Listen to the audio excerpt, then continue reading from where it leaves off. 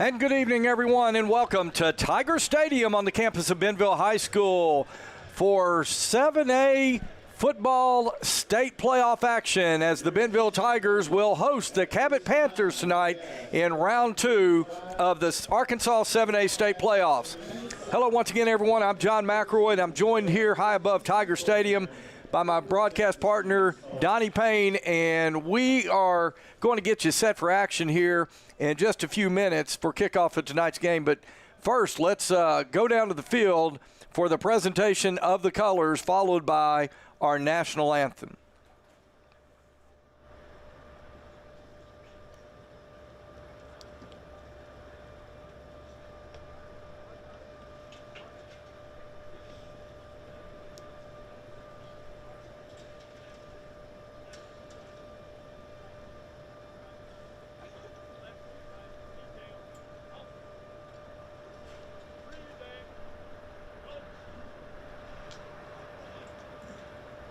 And now, let us place our hands on our hearts as we recite the Pledge of Allegiance. Tonight, being led at the 50-yard line by both spirit teams from Bentonville High School and Cabot High School.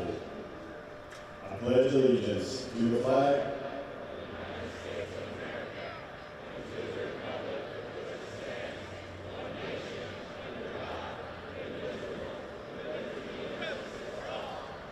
and now a moment of silence.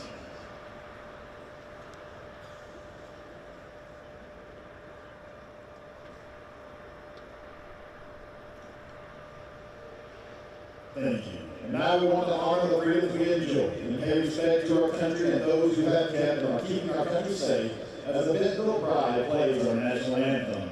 We ask that you please remain standing for the retiring of our colors.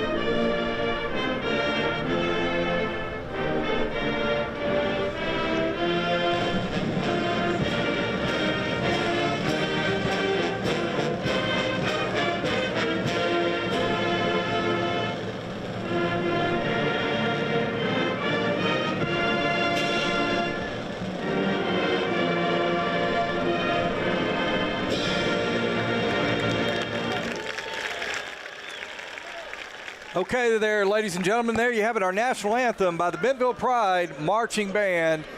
And once again, I'd like to welcome you here to Tiger Stadium, Arkansas 7A state playoff action tonight, second round, where the Bentonville Tigers are hosting the Cabot Panthers. And I want to bring in my broadcast partner, Donnie Payne. And Donnie, there is no kind of football like playoff football, and we should have another good one tonight. And John, it feels like a playoff game down there. Temperatures in the 50s. It's going to be a good night. Hopefully Bentonville comes out strong. I'd like to see a start like we did against West, John, that 28-point start in the first quarter. Well, before we get into the actual kind of our thoughts on the game tonight, Donnie, let's go ahead and take a look at the playoff bracket. I think we can pull that up right here.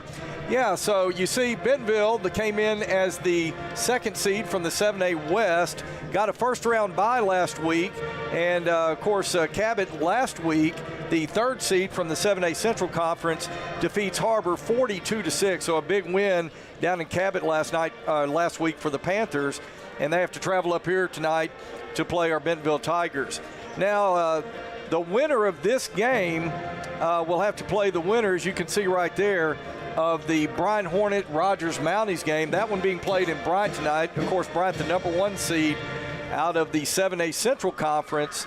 So the Rogers Mounties is going to try to go down there and get the upset tonight. Now, Donnie, if Bentonville were to win tonight and Bryant defeats Rogers, Bentonville would have to travel to Bryant next week to Hornet Stadium to take on the Bryant Hornets. But Donnie, if Rogers could pull the upset. And let's face it, Rogers has got a good team. We played them. We know what they've got. But if they're to pull the upset tonight, then and Bentonville wins next week's semifinal matchup would be here at Tiger Stadium between the Bentonville Tigers and the Rogers Mounties. Wouldn't that be something? The Tigers and the Mounties in a semifinal playoff game. That would be a good post-Thanksgiving gift, John, not having to drive all the way down to Bryant. And yeah, but let's be honest, at that point, if Rogers, if they're on that roll, it may be a little scary to play them. You know, you're exactly right. So a lot of fun here this time of year in November. You look on the upper side of that bracket, some other games in the playoffs tonight. Fayetteville, Fort Smith Southside, the Mavericks traveling to Harmon Stadium to take on the Fayetteville Bulldogs. And then the Bentonville West Wolverines having to travel to Conway to take on the number 2 seed out of the 7A Central, the Conway Wampus Cats in Conway tonight. So we're going to try to bring you those scores as we roll through tonight. But Donnie, let's go ahead and let's talk about the matchup tonight. I know this is a game, you know, these teams are pretty familiar with each other, have played each other several times over the last few years. Of course, Bentonville winning a thriller last year in the state semifinals right here at Tiger Stadium. A 34-yard field goal by senior kicker last year, Logan Tymonson, to give Bentonville the victory. Kicked that one with 8 seconds left. Thrilling victory last year. And, Donnie, we might see another good one tonight. John, coming in tonight, Cabot, John, I was talking to Coach Pollard this morning. Cabot's lost 3 games this year. They lost to Ruston, Louisiana, they lost to Bryant, and they lost to Conway. So he said their 3 losses to the teams they've lost to have a combined record this year of like 38-2. So their 3 losses were to really good teams. On Bentonville's side, our 3 losses were to teams this year that were combined only have 3 losses. For those of you who don't know, Bentonville, of course, lost a close game on a last-second field goal to Conway, lost the last-second game to Rockhurst on a field goal.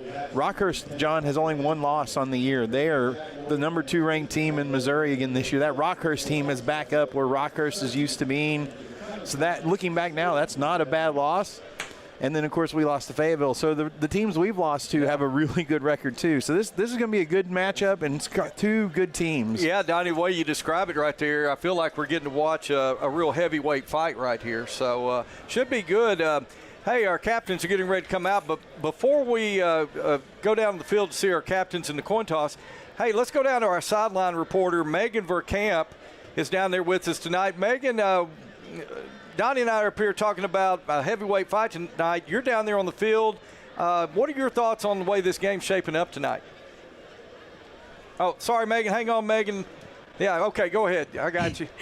Okay, so this Cabot team usually runs a cover 3 defense, which should open up a lot of opportunities for our run game. So I'm interested to see if Cabot keeps that formation and how our offense will attack that. But I'm excited for the game. Okay, well, thank you very much, Megan. We're going to come back to you throughout the evening, so glad to have you down there on the sideline. Thanks, guys. Giving us reports tonight. Thank you, Megan. All right, Donnie, you can kind of, or actually we can see the captains. They're coming out of the Tiger Athletic Complex for Bentonville. And so as soon as they come into our view, yeah, there they are right there. We'll get the numbers and get you those captains for tonight's game. I believe that is number 30. That's Jason Gilmore. 76. Number 76, that is Trayson Hunt. Number 5, that is Christian Farrow. And number 9, that is Ben Pearson. So Ben Pearson, Christian Farrow, Trayson Hunt, and Jason Gilmore will serve as captains tonight for the Bentonville Tigers. And across the way there, as soon as they come into our view, we'll get you the captains for the Cabot Panthers. Yeah, that's number 95 for Cabot, Samuel Dubwig. Number 92, Maddox Smith. Number 1, Ross Baxter. Number 24, Gunnar Poe. So you can see the captains now meeting there at midfield for tonight's opening coin toss. Well, Donnie, tell us a little bit about what you know about this Cabot team and what we can expect tonight here in Bentonville. And John, that's going to be the question mark coming into tonight's game. Cabot started their first 2 games of the season with a sophomore quarterback He broke his arm against West in their second game and was out the rest of the season and went with a senior quarterback and was a very run-heavy offense. Last week, the sophomore returned in the second half against Harbor, and they were slinging the ball over the field. Now, I have no doubt that the Cabot coaches knew what they were doing. They could have beat Harbor with the senior and given that sophomore one more week, but you bring him in and you show a different style of offense. Now the Bentonville coaching staff, they have a whole new quarterback that they might have to game plan for. Yeah, let's be honest about this deal. You know, Bentonville had the bye week last week, and ever since Bentonville defeated Bentonville West in week 10 of the regular season, they basically had 2 weeks to prepare for Cabot. Yes, Cabot had to play Harbor, but you got to think Bentonville's already prepared once this year for Harbor, so they were probably looking at Cabot. And you know, the Maddox McCrory, the sophomore quarterback, coming back last week against the Harbor Wildcats. You know, that may have been a little bit unexpected, but he was back and looked. I got a chance to watch that game last week, Donnie. He looked really good. Yeah. So there you see the Bentonville Tigers, Ben Pearson and Jason Gilmore, Trayson Hunt, Christian Farrow getting this crowd excited tonight, and a good turnout by the hometown crowd tonight. The student section is in full force. Of course, today is the last day of classes. Take a week off for Thanksgiving break, but a good crowd out here at Tiger Stadium, and we are so glad, those of you out there watching us on GoBentonvilleTigers.com or the Bentonville Athletics YouTube channel, we are so glad you are joining us this evening, and we're going to bring you all of tonight's exciting action live here on GoBentonvilleTigers.com, where there you see the Cabot Panthers taking the field, and we are awaiting the entrance of your Bentonville Tigers. John, if our fans saw it in the background there, Bentonville won the toss and they deferred, so Cabot will start on offense. As Bentonville likes to do. And Donnie, I think that is a key matchup. This Bentonville defense, if they can slow the Cabot offense down, I got to believe, Donnie, the way this game's going to shape up, Bentonville's offense has looked very good. You go back to 2 weeks ago, Carter Nye, his return there at Bentonville West, my goodness, I think he went 22 of 29 completions and you probably got the stats there, for a lot of yards, a lot of touchdowns. Carter Nye looked like he had never missed a beat, and hopefully he can carry that over into tonight. Well, you see the Tigers there coming out of the Bentonville Tiger Athletic Complex, and here come your Tigers.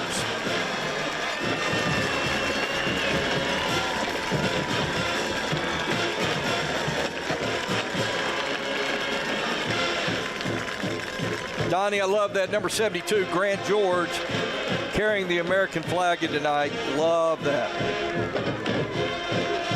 Okay. Got baby powder in the air. I think it is ready to go. It's playoff football time here in Bentonville.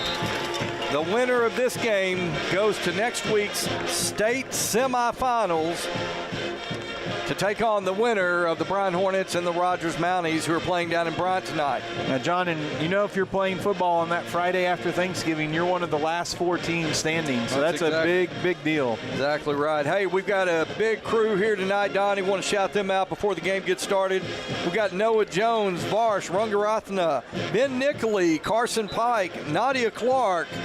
You heard from our sideline reporter, Megan Verkamp, and directing the show up here tonight, Catherine Lopez. Love having these guys here. They make it all happen.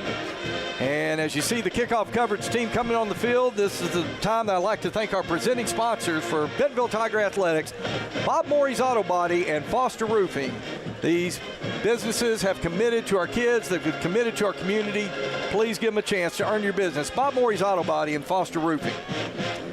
Well, you can see Ryan Fernstrom there getting set to kick it away, and of course, feigns the onside kick, as Bentonville likes to do. And John, before the game, the wind was blowing pretty stiff out of the north. Now looking at all the flags, they're hanging limp. Fernstrom kicks it away. It'll be taken at the 9. Return man gets it out across the 20, out across the 25. I believe that is Hayes Cox, number 15. He gets it out to, let's see where they spot it. Right around the 29-yard line, so it'll be 1st and 10 Cabot. Now they're moving it back to the 27. That's what I thought. I heard our PA announcer, Ray Mayer. I heard him say 29, but I thought it was more about the 27. So it'll be 1st and 10 Cabot from their own 27-yard line. Number 2, Maddox McCrory, the sophomore quarterback, will call the signals for the Cabot Panthers. He'll set up with 2 receivers to the right. Now he put a man in motion to the left. Give goes to the running back, and he is stopped. He's going to lose a yard, John. Number 42, Jonah Knapp. That's Keegan Vest, number 36 on the carry for Cabot. But he's going to lose a yard. It'll be 2nd and 11. Just underway here from Tiger Stadium. This time, same formation, 2 receivers to the right side. Single receiver into the near side. Again, man goes in motion. Give goes again once to Vest. Vest trying to find some running room. Is met by a host of Tigers. And my goodness, Bentonville's claiming the ball popped out, but they're going to say his forward progress has stopped. But it will be 3rd and 11 now for the Cabot Panthers. A.J. Looney, number 16, leading the way for the Tigers that time.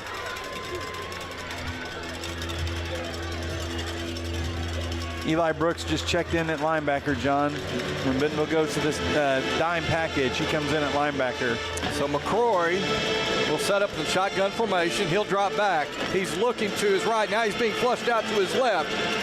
He's rolling, and now he's going to fire, and that one is complete to number 15, Hayes Cox. And it's going to be a first down. And Hayes Cox is going to pick up about 13 on that, and that will be a 1st and 10 for the Cabot Panthers. Give a lot of credit at that time to Maddox McCrory for extending the play, finding the open receiver, number 15, Hayes Cox. Boy, needed 11, got 13 there. 1st and 10 Cabot at their own 40-yard line. This time, man comes in motion to the left side. McCrory drops back, rolling out to his right. Now he tries to fire across the middle. That one was knocked down by number 18. That is Braylon Hardrick. Good job by Hardrick right there. 2nd and 10 now. The Panthers moving from right to left here at Tiger Stadium toward the north end zone. This time they'll split a single receiver to the top of your screen. Put a man in motion to the left. Counter play right there goes to Keegan Vest. And once again, Rivers Wiseman in there on the tackle. Dax Horton, number 41 in there. Tigers doing a really good job right now shutting down the run game for the Cabot Panthers. Jonah Knapp, 42, also right there, John. And Cabot's not picked up any yardage running the ball yet. Ben Pearson checking into the ball game.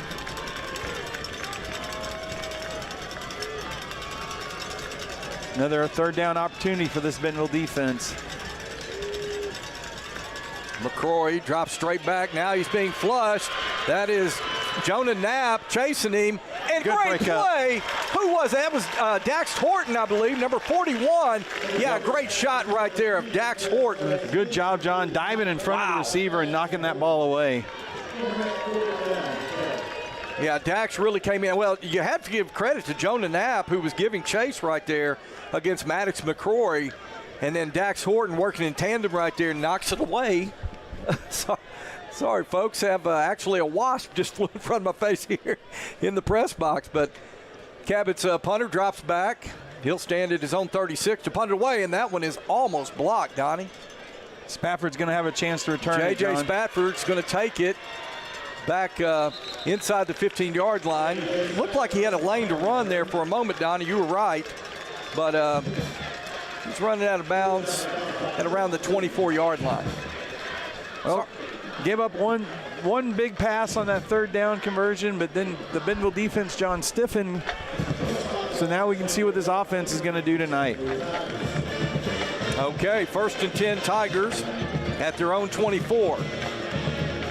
Looks like Luke Kuhn and Carson Pate will split up to the top of your screen. C.J. Brown split out wide to the near side. Jason Gilmore is going to be in the backfield behind number 7, Carter Nye.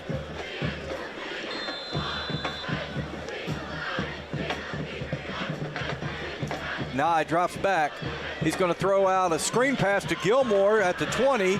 Gilmore is going to get it across the 25 and up around the 30. Call it a 6-yard pickup on first down. It'll be 2nd 4. You know, our sideline reporter Megan Verkamp earlier, Donnie, was saying that Cabot, a lot of times, they like to play 3 safeties. And they don't put a whole lot of folks up in the box, at least yet. But Bentonville able to throw the swing out to Jason Gilmore. Man comes in motion behind the formation. Give goes to Gilmore over the left side. Gilmore's going to be hit, but he's going to push the pile. He's very close to the line to gain. They gave it to him, John. They sure did. So it's going to be 1st and 10 Bentonville. 1st and 10 Bentonville. Tigers on their first offensive possession of the ball game. J.J. Spatford, Luke Kuhn. They'll split wide to the right. C.J. Brown will be the single receiver at the top of your screen. Nye getting his offense set. Brown comes in motion to the right side. Pump fake to Brown. He's going to go to J.J. Spatford. That's Kuhn's. No, Luke Kuhn. Well, John, we had 2 receivers running the same route there. One of them probably should have picked it off shorter. They were both there, but they were so close, the safety was able to take both of them out, and he didn't have to make a choice there on defending. Well, and you could see Carter Nye kind of pump fake to C.J. Brown right there, and that's going to draw the attention of the coverage guys for Cabot. But, yeah, you're right. It was kind of a strange situation. Luke Kuhn and Spatford basically ran into each other. But, hey, watch for Bentonville maybe to come back to that here in just a little bit. 2nd down and 10.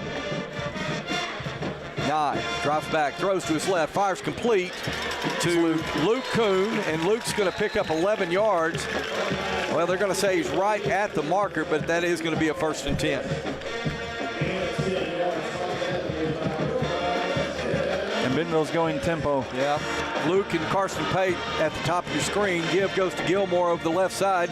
Gilmore's got some running room. Nice run by Gilmore. Good blocking on the left side of that Bentonville offensive line.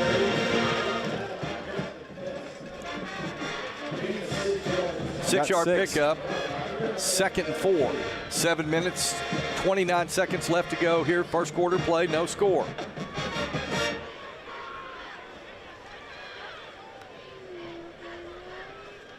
Nye looks to his right, fires to Kuhn. Oh, just bobbled there by Luke Kuhn, and you saw him hit the ground right there. He knew that's one he should have had. Yeah, John, he had lots of green. I think he was looking at that green space just a little too early. I think if Luke catches that one cleanly, he's in the end zone right now, but probably just turned his head just a little too early, bobbles it, incomplete. Now it's 3rd down and 4. That's a beautiful ball by Carter, John. Hit him right in stride. Well, here's the thing, Donnie. Bentonville's had receivers now. They're running open. If they keep doing this, it's going to be a big night for this Tiger offense, but they need to convert right here. Cabot showing blitz. They're coming with the house. Carter Nye gets a nice pass to, is that CJ? That's J.J. Spatford. I'm sorry, J.J. Spatford. Boy, that was such a great read by Carter Nye, recognizing the blitz coming off. Well, it was coming from 2 places, up the middle, but off the left edge of the defense. And Carter Nye knew he had J.J. Spatford over the middle. Great read, 1st and 10 Tigers. Bunch quads here. Pass goes to Eli Brooks to the right side. It is complete. Brooks inside the 20, and he's going to be run out of bounds. Flag comes in late, and it looks like comes in from the referee there. And there's one from the line judge too, John. I bet they have the same. So it's going to be a hold. Donnie, you think they're going to call a hold? There were 4 receivers kind of bunched up there. Eli Brooks just stepped back, caught it. Yeah, they called Carson Pate, number 12, for holding. So that'll back the Tigers up. But, Donnie, right now, Tigers have some open receivers. They're yes. They just need to keep coming back to it because they've got it right now. So 1st and 20. Nye gives to Gilmore. He's trying to get behind his blockers. Give Cabot credit right there. Did a good job of kind of stringing it out.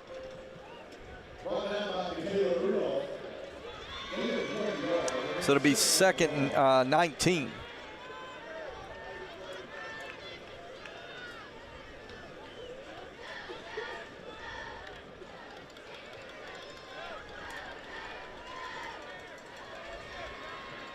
Trip receivers split out to the left.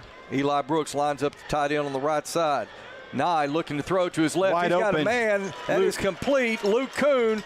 And Luke is going to be real close to the first down mark. I think they're going to mark him about a half-yard short. Yep. But run out of bounds by number 24, Gunnar Poe. That time, John, the other two receivers on that side went deep, and Luke just stopped. And the Cabot defense went with all the other the deep routes, and Luke was able to pick up good yardage after the catch there.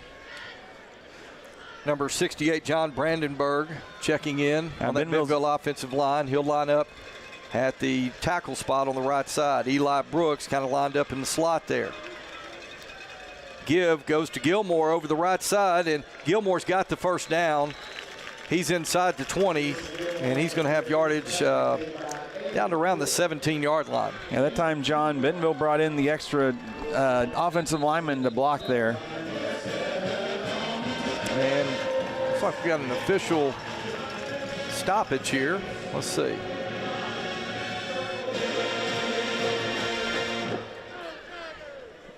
Donnie, I'm not sure. He was what announcing to change the clock. 5:55. Okay.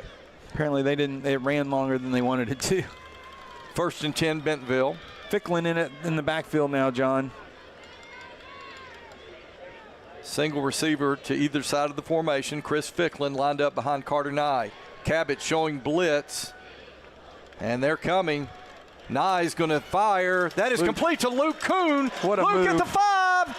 And Luke is going to be knocked out of bounds at right around the 1-yard line.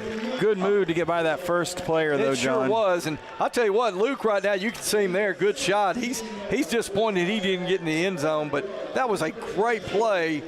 Good throw by Carter, but a really nice move by Luke Kuhn to put the Tigers a yard out. Okay. Chris Ficklin taking the direct snap, John. Ficklin over the right side there, throw a flag. We're going to have an illegal motion or something on They're going to say there was movement before the snap.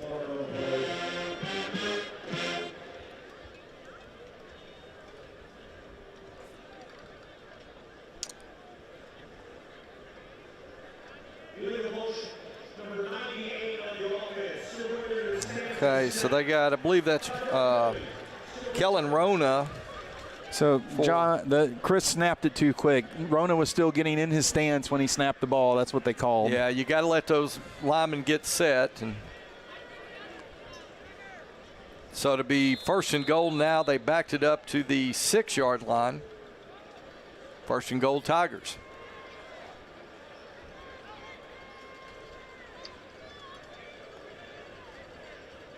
Clock's already down to 10. Down to 10 seconds. Bentonville's going to have to get this play off quickly. 7, 6.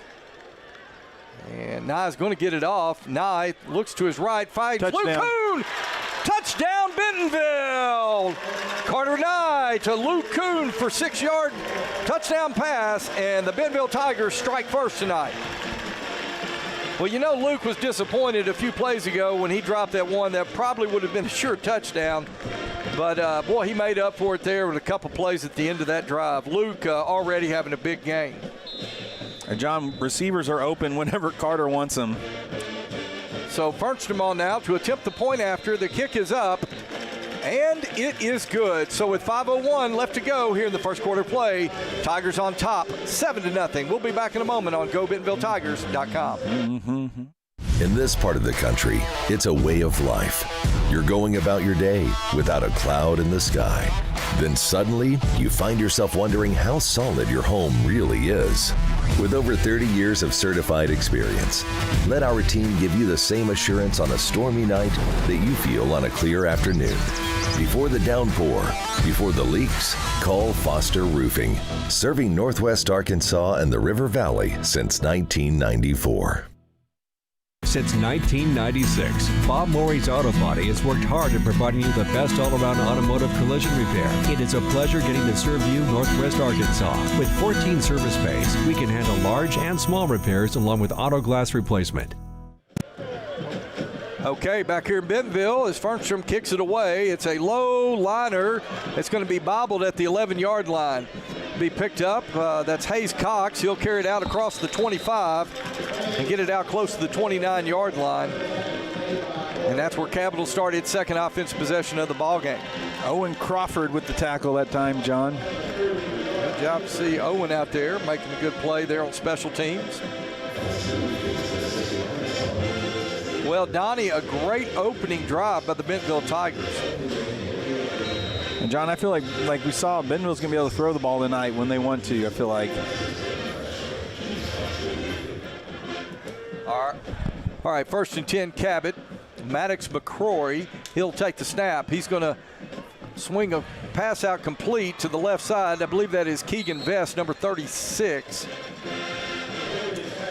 And Vest is going to be knocked out of bounds at around the 42-yard line of Cabot. So good play for Cabot on first down.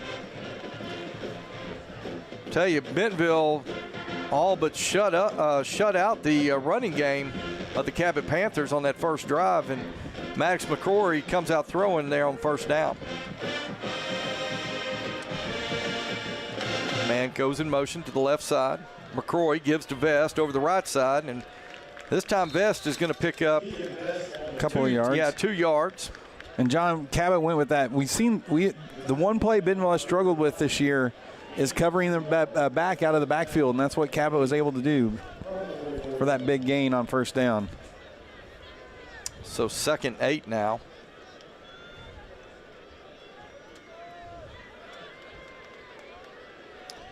Hayes Cox will split out to the left side. 2 receivers up at the top of the screen. McCrory now, he's going to fire deep. Good breakup by Q Brown. What a play by Q there.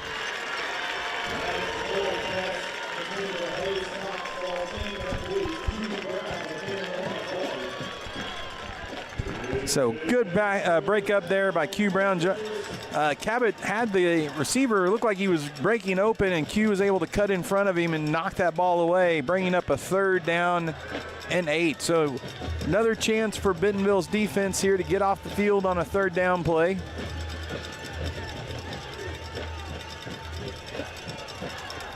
McCrory taking the snap, straight drop back. Under some pressure, able to get away.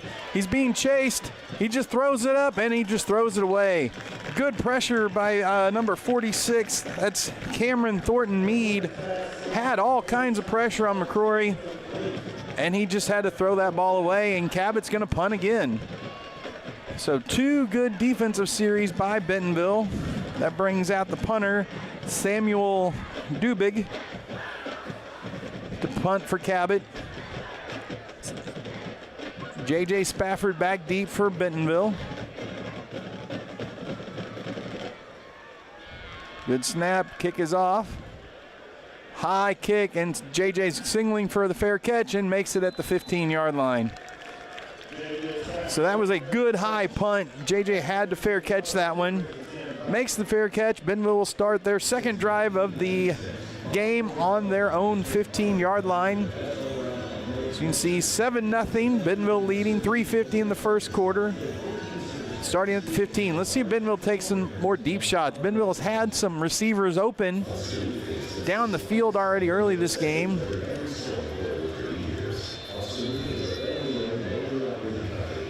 Had a deep shot where we had 2 receivers in the same space that kind of got broken up. Luke Kuhn had a couple of big catches that last drive where he was wide open. So let's see what Bentonville chooses to do here. Hand off to Gilmore. Big hole for Gilmore. Still churning. He's going to get to the 24. 9-yard pickup on first down for Gilmore. Cabot had 6 men down on the line of scrimmage that time. Bentonville's got their double tight formation. Luke in motion. Carter takes the snap. He's going to hit Luke Kuhn in the flat. Another good move by Luke, and he picks up good yardage and is going to get out to the 33-yard line for another Bentonville Tiger first down. 9-yard pickup, and Bentonville's going tempo. Handoff to Gilmore. Hit at the line. Good job by, let's see, that's number 29 for Cabot. They hit Gilmore right there. Gavin Vest playing both ways tonight.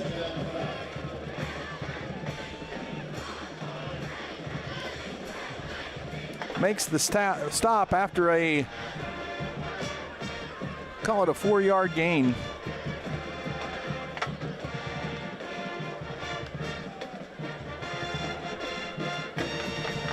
Play action, pump, he's got a man wide open, and he just overthrows. Luke was wide open on the play fake, on the pump, and Carter just overthrows him. Luke had separation. Carter just put a little too much air underneath that one. So it's going to bring up 3rd down and 6 for Bentonville. Bentonville needs to go ahead and convert here, keep the ball. Empty set.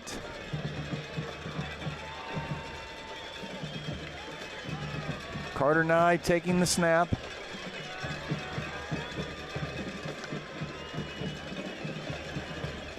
Good drop back.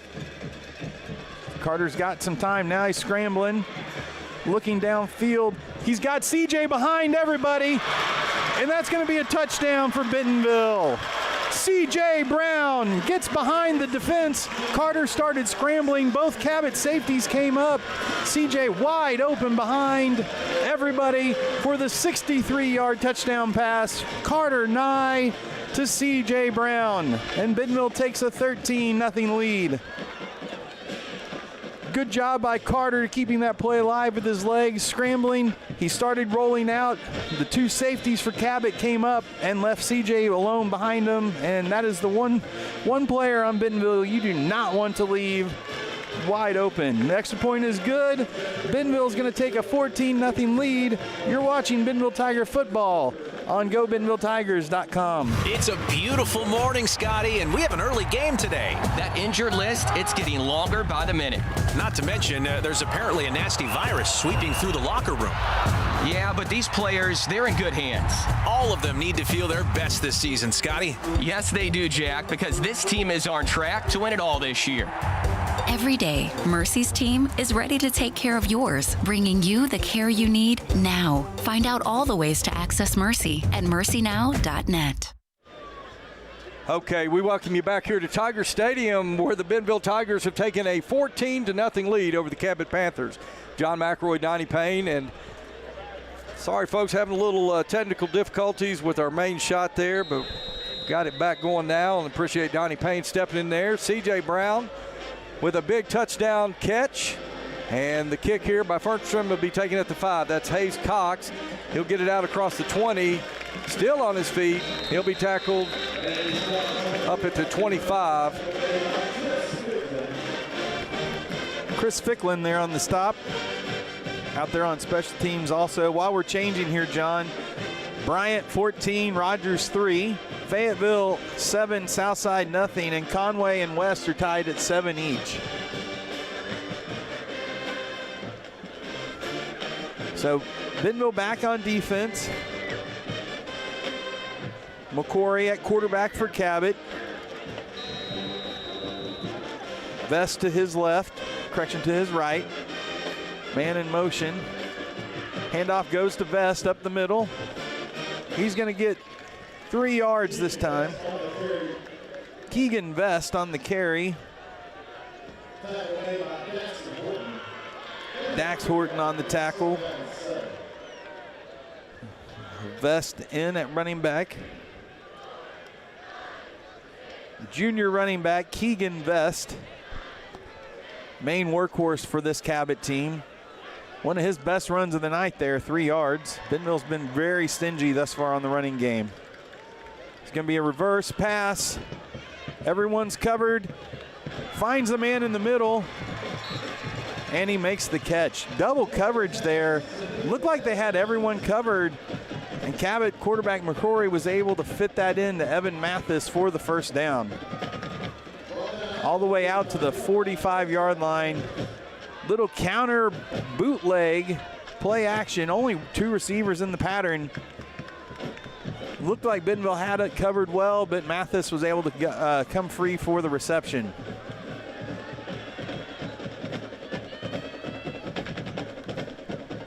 Cabot back to throw again. McCrory dumps it off to Vest, and he's going to be tackled by Rivers Wiseman.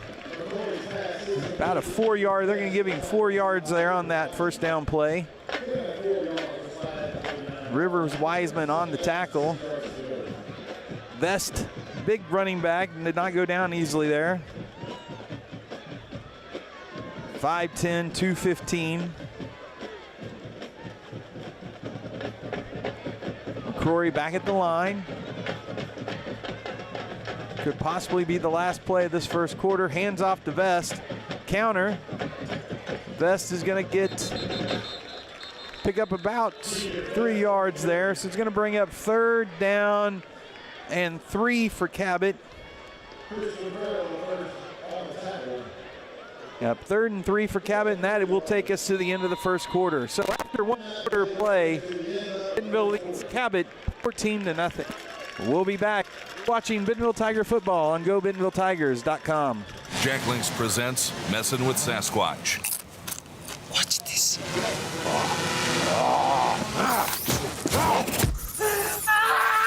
Don't mess with other snacks. Choose Jack Links jerky made with 100% beef. A lot has changed over the past few years, but one thing that hasn't is McClarty Daniels' commitment to our customers and our community. With over 1,500 cars in stock, there's something for everyone at McClarty Daniel. We'll help you find the right car at the right time at the right price. See why every year more than 10,000 families choose the McClarty Daniel experience. Find what drives you at any of our 6 locations in Northwest Arkansas. Shop now at McClartyDaniel.com.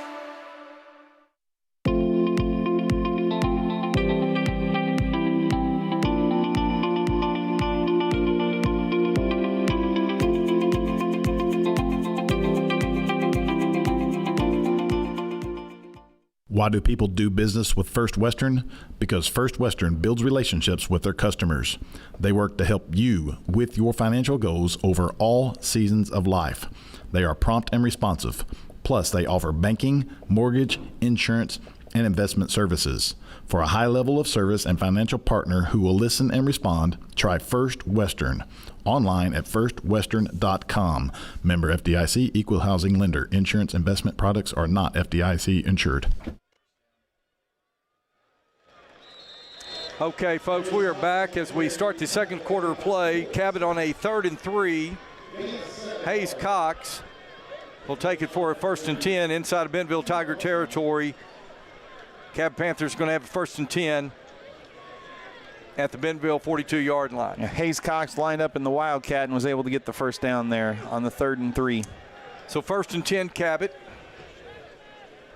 Maddox McCrory, the sophomore quarterback, takes the snap. Now he's going to be flushed out to his left. He's going to fire back across. Pass was intended for number 18, Evan Matthews. It's incomplete, and that'll bring up 2nd down and 10. Well, that was the same play, John, you were trying to get the camera going. Same play that Cabot hit on the first play of this drive to pick up a big 15-yard gain. Little counter bootleg, and Bentonville that time immediate pressure, and McCrory just was not able to make an accurate throw. All right, on 2nd down and 10 now. Twin receivers to the top of your screen, single receiver here to the near side. Now man comes in motion. McCrory's going to swing it out to the left side. It is complete. Gonna give him about Cooper Powell, number 0 on the reception. 4 yards on that one. Cooper Powell is a sophomore running back. Tackle made by number 5, Christian Farrow. So 3rd and call it 6 at the 38-yard line of the Tigers. Bentonville on top, 14-0. McCrory drops straight back, pump fakes, throws out to his right. And that is incomplete. Pass was intended for number 14, Aiden Tatum. And number 16 for Bentonville, John. That's A.J. Looney. Looney upset with himself. He thought he should have been able to pick that one off, though it was an inaccurate throw, and Looney was looking at the receiver coming up to make the tackle, and the ball kind of whizzed right by him. Okay, so Scott Reed, the head coach of the Cabot Panthers, he's going to leave his offense on the field. He'll split trip receivers out to the right side. McCrory trying to draw Bentonville off. And Cabot's going to take a timeout. You just saw Coach Reed there signal for the timeout, so Cabot will take a timeout. Let's go ahead and take it with them back in just a moment on GoBentonvilleTigers.com. McClarty Daniel reinvest right here in the community. So you're not just making a purchase, you're making a difference too. Find your new car and make a difference in our community today at McClartyDaniel.com. Absolute Janitorial Service is a family-owned and operated commercial cleaning company serving all of Northwest Arkansas. We have a long track record for exceptional service and clear communication. We clean multiple facility types, including office buildings, medical facilities, manufacturing plants, churches, schools, and much more. Give Absolute Janitorial Service a call today for a free quote and see what an absolute difference our services can make for your business. Okay, welcome back. Out of timeout. The Panthers are going to have it 4th and 6 from the Tiger 38-yard line. McCrory's going to split 3 receivers out to the right side. He's got a running back set up in the backfield. Now man comes in motion across the formation. McCrory is going to swing it out to his right to number 0. Yeah, Rivers Wiseman all over it, John. Great job, number 81, Rivers Wiseman. And that will be a turnover on downs. And John, you knew Cabot was thinking about going for it there. They have not been able to stop this Bentonville offense. You're on the your side of the 50. You roll the dice there, but good play by Rivers there to get Powell down for practically no gain and turnover on downs. Folks, we apologize for some of the technical difficulties we had. Had a camera just being a little contrary there, Donnie, so I had to go over there, but I think we've got it fixed now, and we should be good to go. Okay, 1st and 10 Tigers from their own 42-yard line, or 37, excuse me. 2 tight ends. Nye takes a snap. Tries to throw out to his left to Luke Kuhn, but that one's going to be batted down at the line of scrimmage. I believe it was number 96, Aiden Cook. Yeah, getting a hand on it right there, knocking it away. Had Kuhn open, John. Just Aiden Cook did a good job of getting his big hand up, knocking that ball down. 2nd and 10 now. Nye is going to give to Gilmore over the right side. Gilmore tries to find a little crease there. Donnie, it didn't look like he had much, but he turned that one into about a 6-yard gain. Yeah, he found the nice cutback lane, John. That zone blocking, you just kind of go with him, and eventually he found that cutback lane, picked up 6. Number 17, John Williams, in on the tackle for the Cabot Panthers.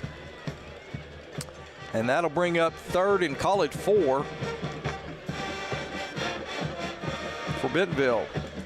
Luke Kuhn, C.J. Brown, they're going to split up to the top of the screen there. I believe that's Eli Brooks setting up in the slot on the left side. Cabot showing blitz. Well, a good block by Gilmore there to pick up the blitzing linebacker. Carter Nye tries to get it out to C.J. Brown, throws it a little behind him right there, so that's going to bring up 4th down on the incompletion. Bentonville's leaving their offense out there, John. Well, I was going to say, yeah, they're going to. Thought about it there for a little bit. You know, your defense has played so well here in the early going, Donnie. Probably want to go ahead and punt and put Cabot, try to pin him back deep. It'll be Nico Martinovic on. He'll stand at his own 28 to punt it away. Martinovic's going to get a spiraling kick that's going to hit at the 30. It'll take a Cabot bounce. And let's see where they spot it. They're going to spot it at about the 33-yard line. We're going to back it up to the 32, it looks like. 32, okay. So 1st and 10 Panthers at their own 32. 9 minutes, 41 seconds left to go. First half of play. Bentonville on top, 14-0. Donnie, I'm going to depend on you to get us some other scores from some of those other playoff games around the state.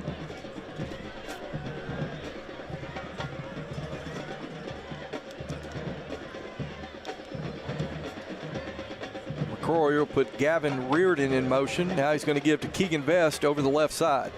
Vest still on his feet.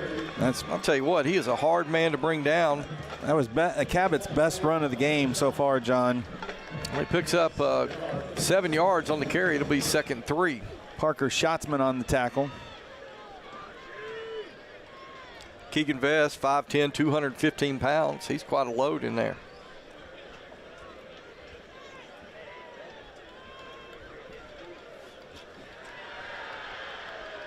Again, Reardon goes in motion to the left side this time. Give goes to Vest once again.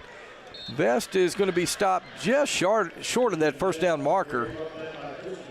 I think he's going to be stopped about a yard short. It'll bring up 3rd and short.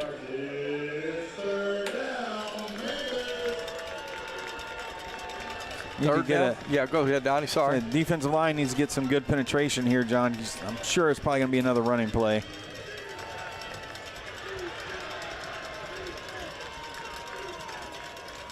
McCrory gives to Vest, and Vest, I don't know, Donnie. That's close. Yeah, I think they're spotting him short. That's going to be really close. That will depend on the spot. Right foot, left foot spot's going to determine it. Boy. No, boy. Donnie, they're looking at it. First down. Yeah.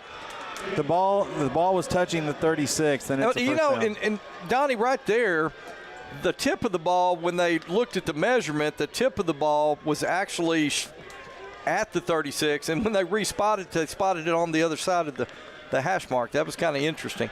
And I think that's part of the effort, Donnie, to kind of speed up the game. They don't measure anymore. That's a rarity today in football. 1st and 10 Panthers.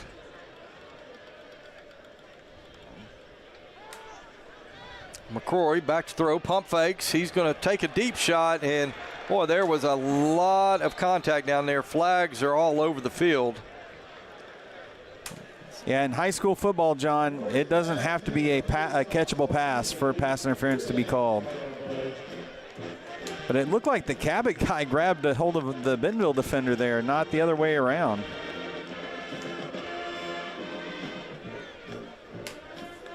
Well, you can already tell the officials are getting ready to walk it off against the Tigers, so it's going to be pass interference, Bentonville.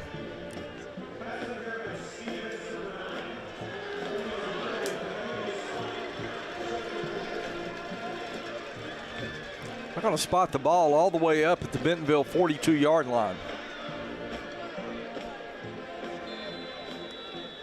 So 1st and 10, Cabot.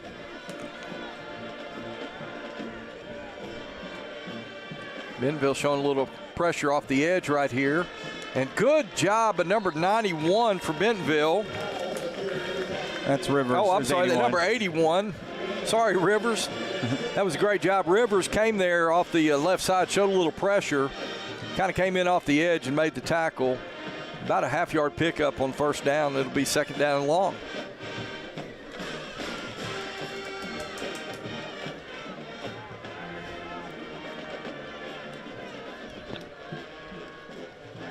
McCrory dropping back, pump fakes, throws downfield. He's got a receiver that is complete.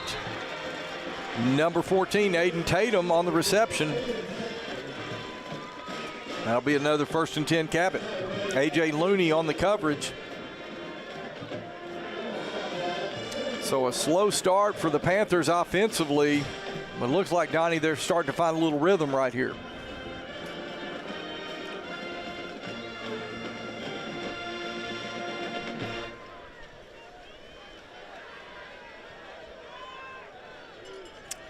Twin receivers left. That's Hayes Cox. Lined up to the right side. McCrory back to throw. He's being pressured. Now he's going to throw it toward the end zone. He's got a man, and it is going to be complete at the 2-yard line.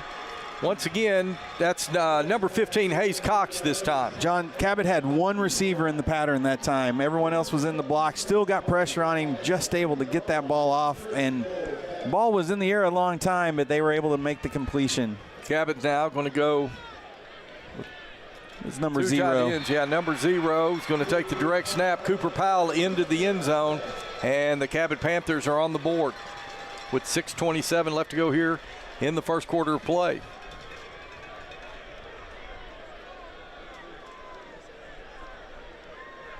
Well, John, knew you probably weren't going to be able to shut these guys out, but the Bentonville offense needs to come out now and move the ball and put another one in the end zone and not be forced to punt again. Looks like they credited on our scoreboard.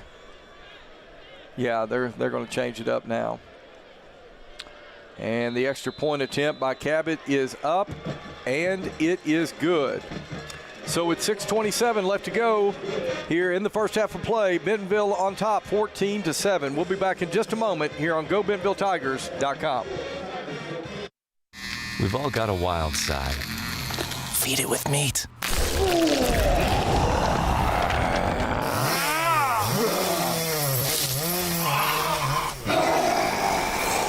Jack Links, feed your wild side. Teachers and all service providers, if you are buying or selling real estate, IMA NWA Hero is for you.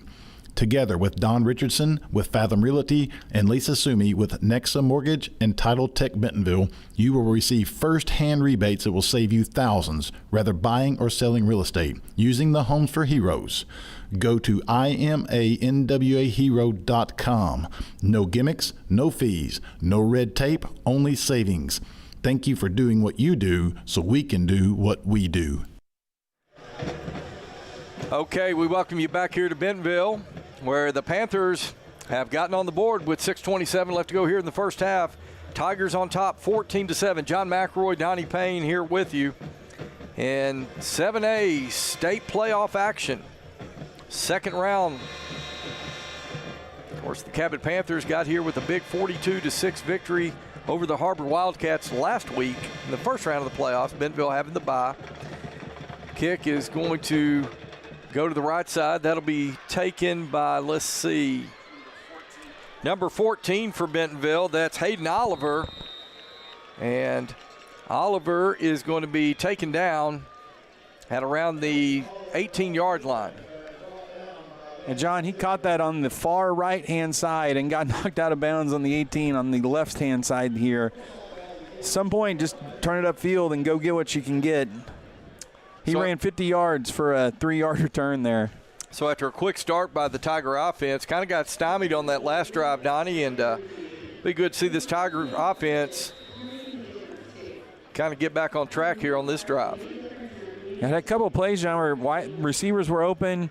Carter was behind CJ on the third down play, and pass to Luke Kuhn, that would have been a big gain, got knocked down at the line of scrimmage. Luke Kuhn, Carson Pate, they'll split up to the top of your screen. CJ Brown into the boundary. Ficklin in the backfield. Play action to Ficklin. Pass out to the right side to Luke Kuhn. He's going to catch it.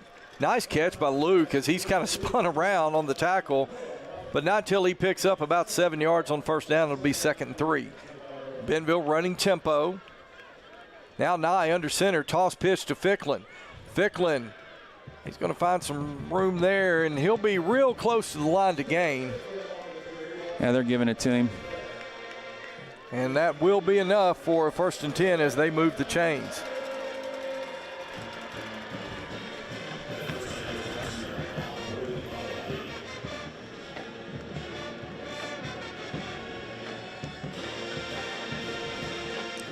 This time you have CJ and JJ Spatford. They're going to split to the right. Luke Kuhn out to the left. Ficklin in the backfield behind Carter Nye. Carter takes a snap, looks toward Kuhn, but fires back to his right. Now he's going to scrambling, and now he's going to try to hit, who was that? Eli Brooks. Eli caught it. Well, it was interesting because he pump faked to Luke Kuhn out here to the left and looked like he was going to go back to the right. But he actually, and he pumped, but he was able to somehow hang on to it. but incomplete pass, and it'll be 2nd and 10.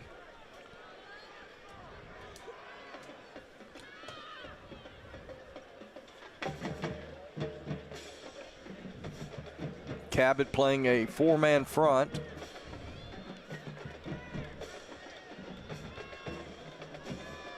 This time trip receivers up at the top of the screen. Now Cabot switching up their defensive alignment. And whistles blow. Donnie, that's usually not a good sign for the offense. Delay of game. Delay of game. Well, I didn't see that one coming.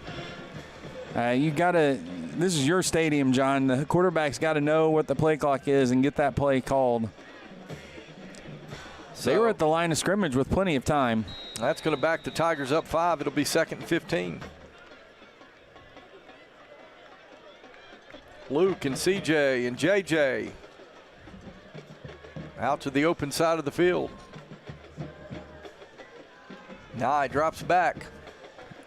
And he's throwing down the middle to Eli Brooks. He's got it. Eli inside the 40. He's still on his feet. Inside the 30. He's still on his feet. And is finally drugged down inside the 20-yard line. What a catch and what an effort after the catch. Great job by number 40, Eli Brooks. John, I'm going to be honest. I thought he was throwing it to Ficklin on the wheel route because he was wide open. Now Spafford comes in motion. Nye is going to give to CJ. CJ is going to bounce out to the right side. Flag is thrown. CJ will get into the end zone. It's going to be that one's going to come back. It's going to be a formation penalty, I think, John.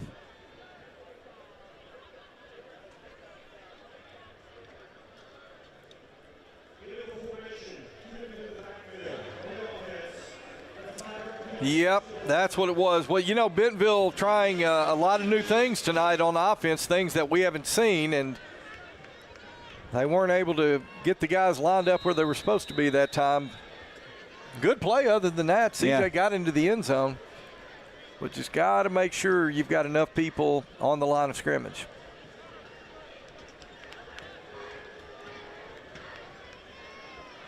Okay, so that'll make it 1st and 15. This time Luke Kuhn's going to come in motion to the right side over there with CJ. Nye rolls to his right. Now he's looking back to his left. He's got a man. That's Eli Brooks at the 10-5. Touchdown Bentonville. Eli Brooks on a well-designed play. Carter Nye rolls to his right, looks back, finds a wide open Eli Brooks, and Bentonville's back in the end zone. Tell you what, good job by the Tigers, Donnie. Overcame a couple of penalties, but were able to make some big plays, and Eli Brooks with a couple of big plays on that drive. Ryan Fernstrom now to attempt the point after. His kick is up, and it is good. And with 4:21 left to go here in the first half of play, Bentonville on top, 21-7. Back in a moment on GoBentonvilleTigers.com. Since 1996, Bob Morey's Auto Body has worked hard at providing you the best all-around automotive collision repair. It is a pleasure getting to serve you Northwest Arkansas. With 14 service bays, we can handle large and small repairs along with auto glass replacement.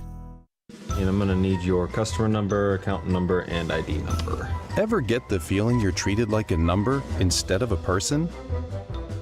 You know the difference between these numbers? Can't help me at all? Some places can make you feel like a number. Your bank shouldn't be one of them.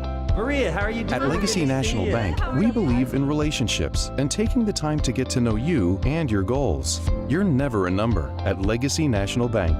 Your legacy starts here.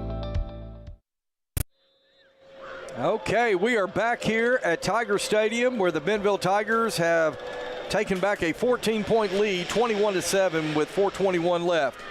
Fernstrom's kick is going to be taken at the 6 by Hayes Cox. Cox over the 20, out across the 30, and he's not going to be upended until he gets out around the 45-yard line. So a big return that time by Hayes Cox.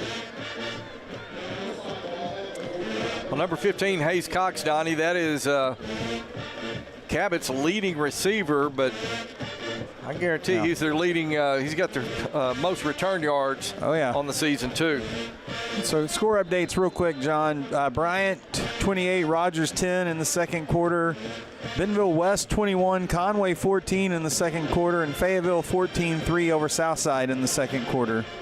All right, thank you very much, Donnie. Okay, Maddox McCrory now will call the signals, and he gives to Keegan Vest. Vest trying to find some running room, but met by a host of Tigers there at the line of scrimmage. He got a couple, but not much. They'll call it 2 yards, second down and 8.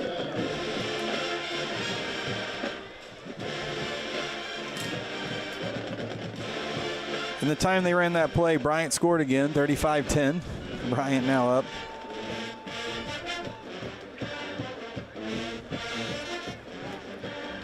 McCrory with 2 receivers at the top of the screen. Hayes Cox split down here, single receiver to the right side. McCrory back to throw, looking to his left. Now he's being flushed out, stepping up in the pocket. McCrory fires incomplete. That was almost the field there. Yeah, good coverage that time. He was going for number 81, Gavin Reardon. And let's see, that was A.J. Looney, number 16 on the coverage. Yeah, good shot of A.J. right there. Tell you, A.J.'s had a big game tonight. We've called his names on several occasions. Yes, John, good breakup.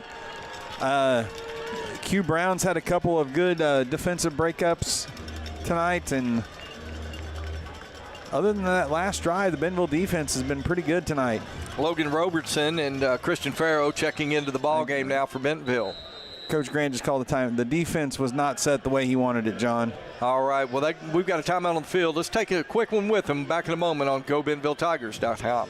Foster Roofing has been assisting Arkansas homeowners as they've weathered every storm for over 30 years. Foster Roofing is a family-owned, locally operated company providing expert professional roofing services. For your roof repair, choose local, licensed, and professional. Choose Foster Roofing.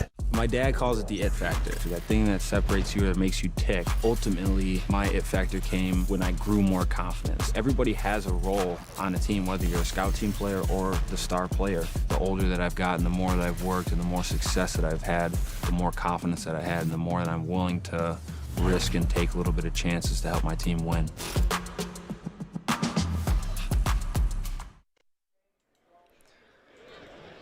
Okay, we are back here in Bentonville, where the Tigers have, I believe that's the first timeout taken by Bentonville here in the first half. I want to make sure to have that defense set up here on what's going to be 3rd and 8 when we come out of the timeout for the Cabot Panthers.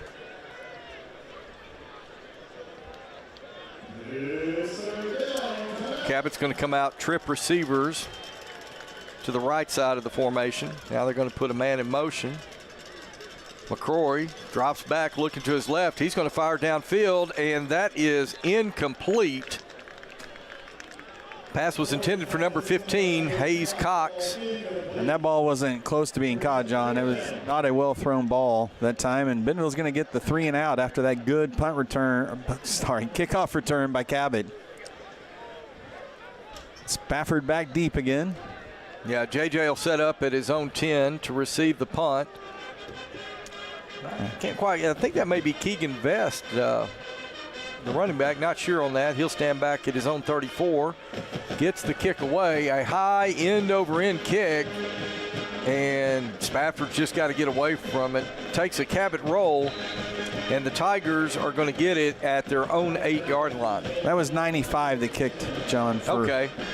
95. I couldn't tell.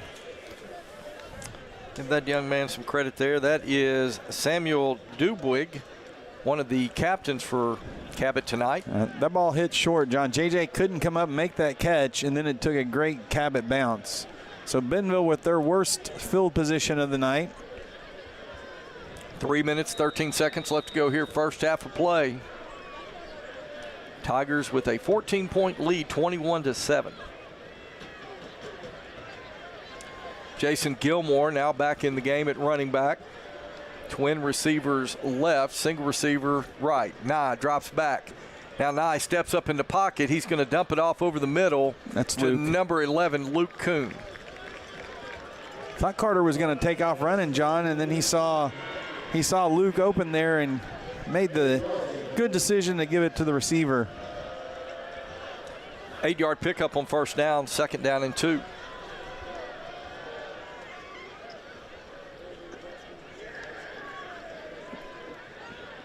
Nye play action.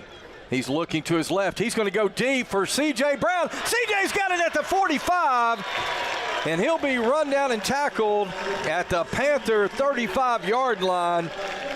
Nice pass by Carter Nye, and great catch. And Bentonville's going tempo number 2, here, John. C.J. Brown. Bentonville running all the way down to the 35 to get up on the football. They'll stack twin receivers now to either side of the formation. Nye back to throw. It is complete. Spafford. To J.J. Spafford. That'll be a 7-yard pickup. Well, call it 6. They're on first down. It'll be 2nd and 4.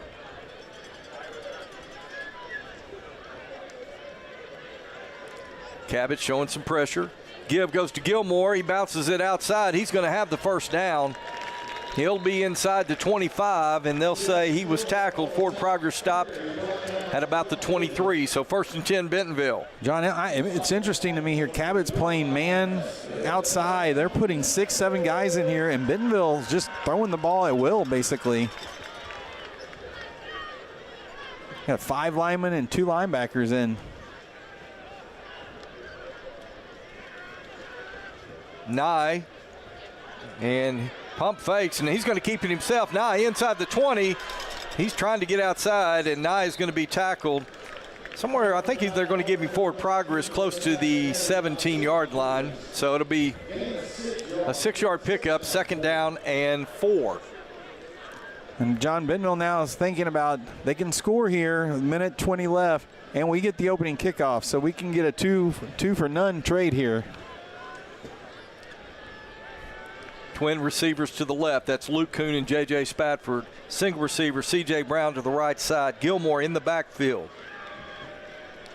Play action to Gilmore. Pass to the left. That is complete to Luke Kuhn. Luke at the 5, and he'll be brought down close to the 3-yard line.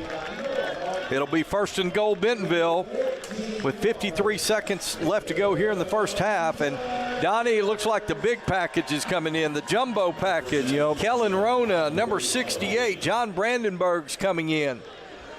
Rivers Wiseman will line up in the backfield. Rivers is going to take the snap. It's Gilmore, sorry. Gilmore taking the direct snap. Gilmore to his left. Gilmore.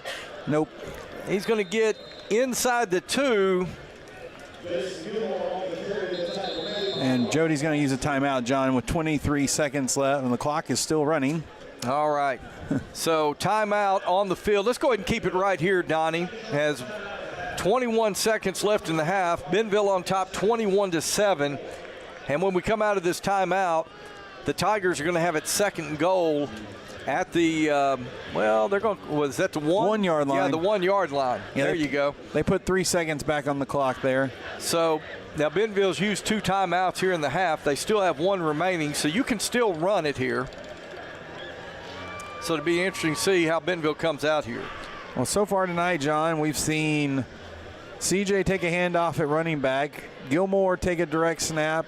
Ficklin took a direct snap. And actually, remember, Chris scored on his, but we had a formation issue. So Bentonville bringing out a lot of different. I think they got Andy Reid's playbook down here on the goal line.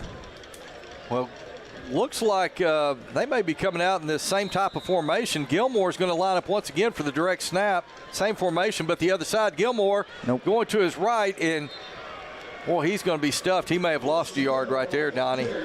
18 seconds, 16. Bentonville's going to have to probably take a timeout here, and they do. We'll go ahead and keep it here once again. So now you're backed up 3rd and 2, or 3rd and goal on the 2. Donnie, you probably have to go with some sort of rollout run pass option right here. If you want to have a chance at a field goal, John, you cannot be a running play or you get tackled in bounds because there's no timeouts left, and it would be 4th downs. You can't spike it, and I don't know that there'd be enough time to get the field goal unit out. So it's got to be, if you're going to run, it's got to be to the outside, and you got to get out of bounds if you're not going to get the touchdown. Or like you said, run pass, roll out, could be give Carter the option. Could be like a bootleg or just a rollout. Give Carter that option. If you can run it in, get in the end zone. If you can't, you don't have a receiver open, just throw it away, and we'll take the 3 points. But I know Bentonville right here 2 yards out. They want the touchdown. Well, we will see what offensive coordinator, Coach Aaron Dannenhauer, dials up right here. Now, if you're Cabot, how do you defend this? And John, if you're expecting kind of a rollout. Yeah, you got to try to get him tackled in bounds where that clock it runs out, where Bentonville does not have a chance to score.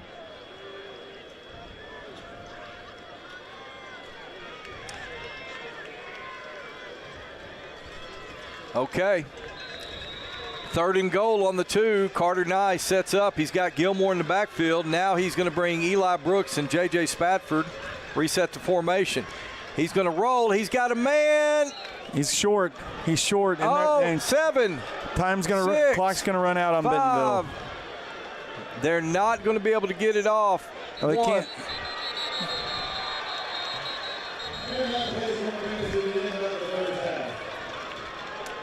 Wow, John. They said he marked him down short on that. That is unbelievable. Wow. So that's the way the first half is going to end. I want you to hang right here with us here in just a moment. We're going to go down to Megan Verkamp. She's got a really special guest. But that's the way the first half is going to end, with Bentonville on top 21-7. But let's see if we can go down to the field. Megan Verkamp, she's going to try to get a word with a real special guest here. Megan, can you hear us down there?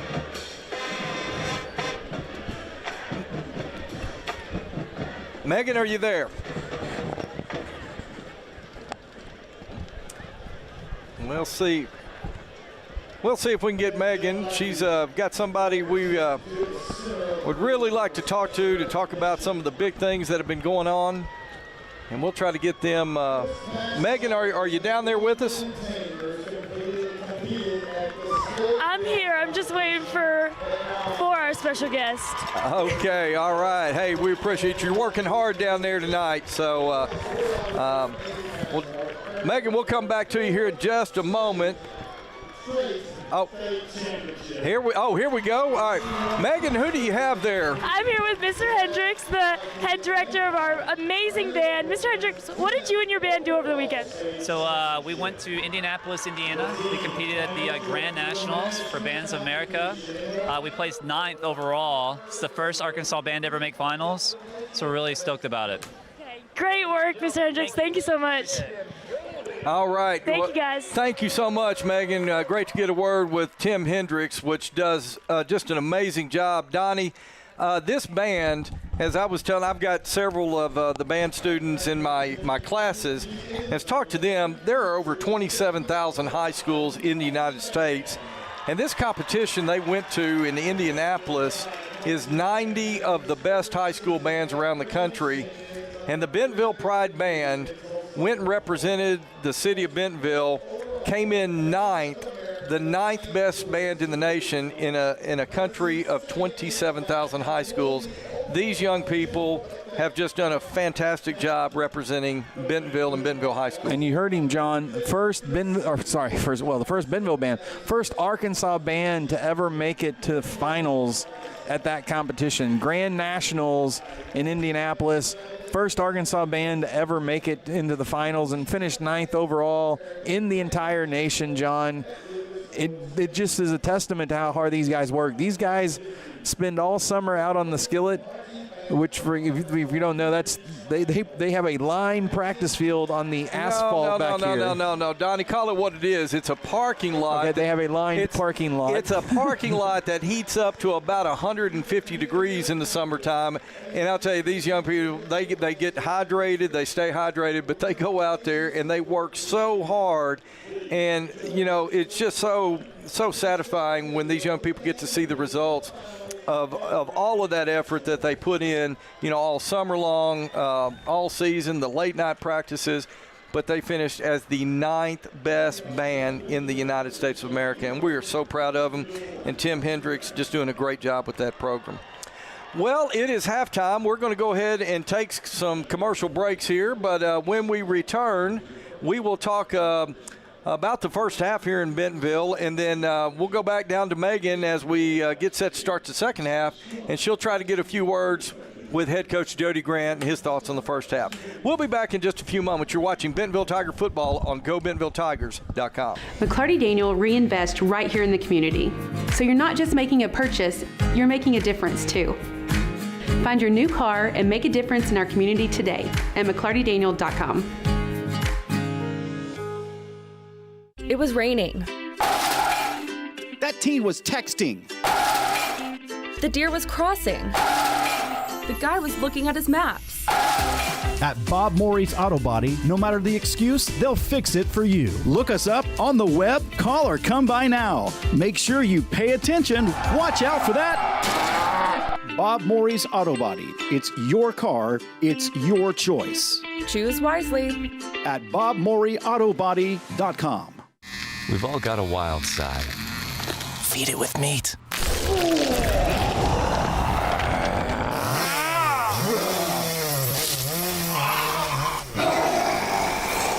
Jacklings, feed your wild side.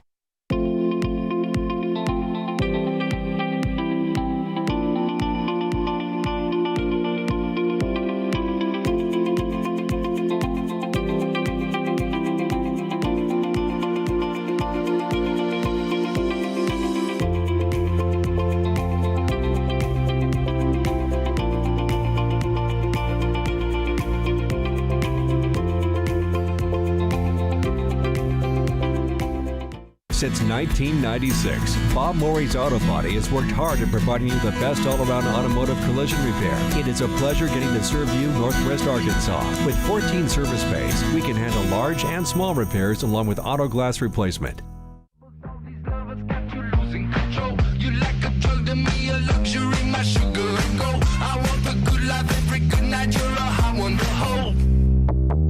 You don't even know. I can make your hands clap. Said I can make your hands clap. Somebody save your soul, 'cause you've been sinning in the city. I know too many troubles. All these lovers got you losing control. You like a drug to me, a luxury, my sugar and gold.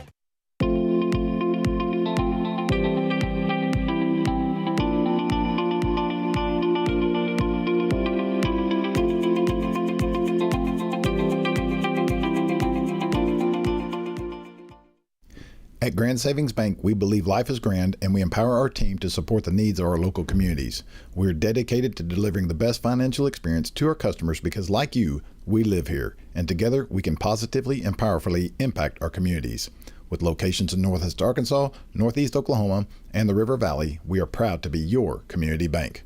Come talk to us today at Grand Savings Bank. Bank where life is grand. Member FDIC, Equal Housing Lender. In this part of the country, it's a way of life.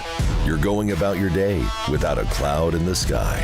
Then suddenly, you find yourself wondering how solid your home really is.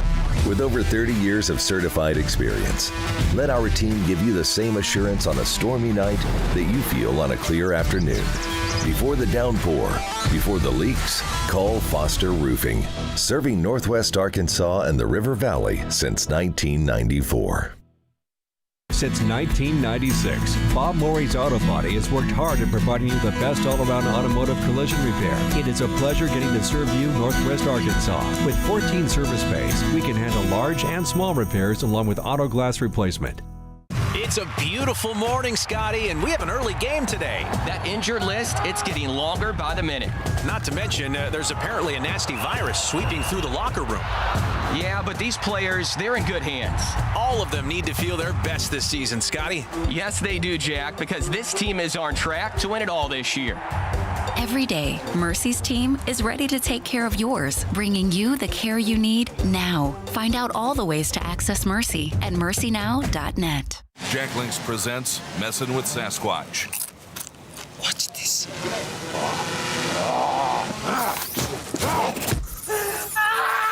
Don't mess with other snacks. Choose Jackling's jerky made with 100% beef. A lot has changed over the past few years, but one thing that hasn't is McClarty Daniel's commitment to our customers and our community. With over 1,500 cars in stock, there's something for everyone at McClarty Daniel. We'll help you find the right car at the right time at the right price. See why every year more than 10,000 families choose the McClarty Daniel experience. Find what drives you at any of our 6 locations in Northwest Arkansas. Shop now at mcclartydaniel.com.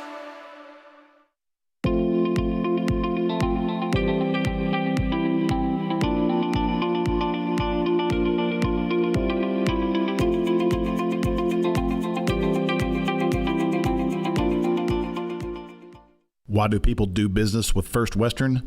Because First Western builds relationships with their customers. They work to help you with your financial goals over all seasons of life. They are prompt and responsive. Plus, they offer banking, mortgage, insurance, and investment services. For a high level of service and financial partner who will listen and respond, try First Western. Online at firstwestern.com. Member FDIC, equal housing lender. Insurance investment products are not FDIC insured. McClarty Daniel reinvest right here in the community.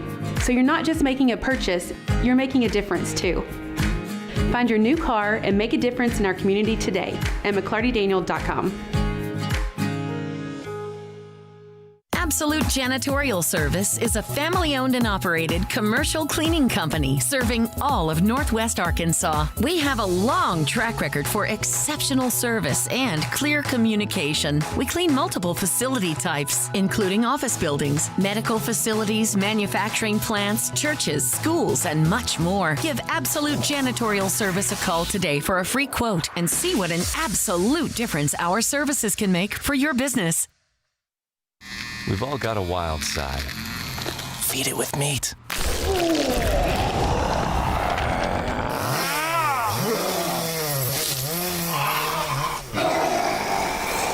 Jacklings, feed your wild side. Teachers and all service providers, if you are buying or selling real estate, IMA NWA Hero is for you.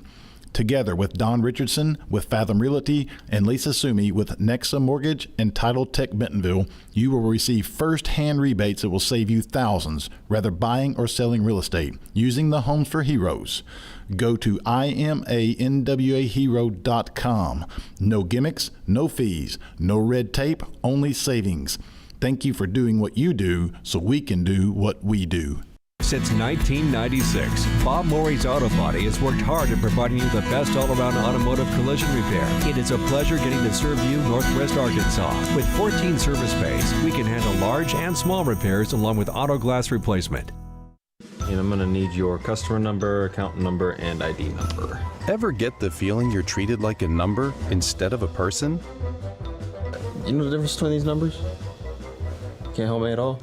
Some places can make you feel like a number. Your bank shouldn't be one of them.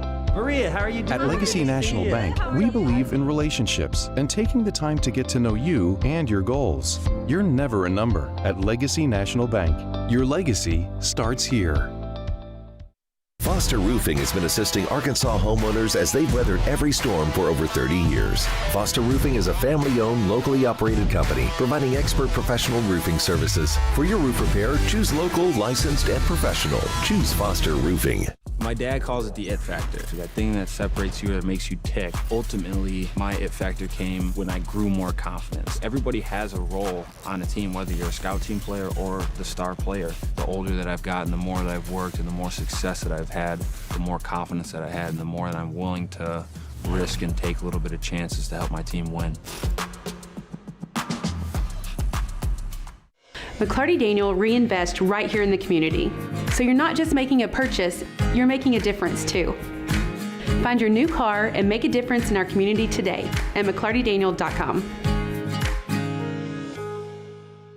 It was raining. That teen was texting. The deer was crossing. The guy was looking at his maps. At Bob Morey's Auto Body, no matter the excuse, they'll fix it for you. Look us up on the web, call or come by now. Make sure you pay attention. Watch out for that. Bob Morey's Auto Body. It's your car. It's your choice. Choose wisely. At bobmoreyautobody.com. We've all got a wild side. Feed it with meat.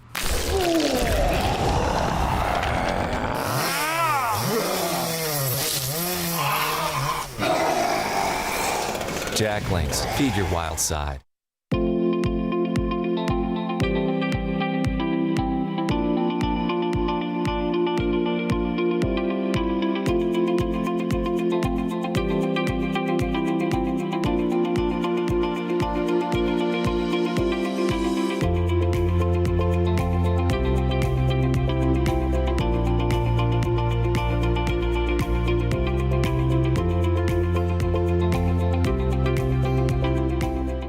Since 1996, Bob Morey's Auto Body has worked hard at providing you the best all-around automotive collision repair. It is a pleasure getting to serve you Northwest Arkansas. With 14 service bays, we can handle large and small repairs along with auto glass replacement.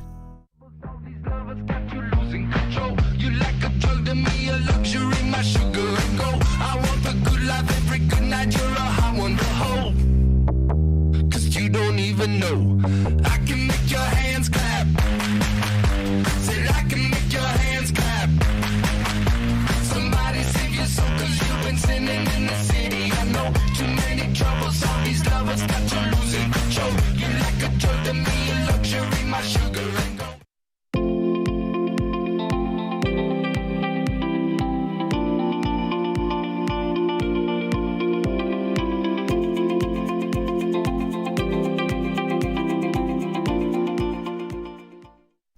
At Grand Savings Bank, we believe life is grand and we empower our team to support the needs of our local communities. We're dedicated to delivering the best financial experience to our customers because, like you, we live here, and together we can positively and powerfully impact our communities. With locations in Northwest Arkansas, Northeast Oklahoma, and the River Valley, we are proud to be your community bank. Come talk to us today at Grand Savings Bank. Bank where life is grand. Member FDIC, Equal Housing Lender. In this part of the country, it's a way of life. You're going about your day without a cloud in the sky. Then suddenly, you find yourself wondering how solid your home really is. With over 30 years of certified experience, let our team give you the same assurance on a stormy night that you feel on a clear afternoon. Before the downpour, before the leaks, call Foster Roofing, serving Northwest Arkansas and the River Valley since 1994.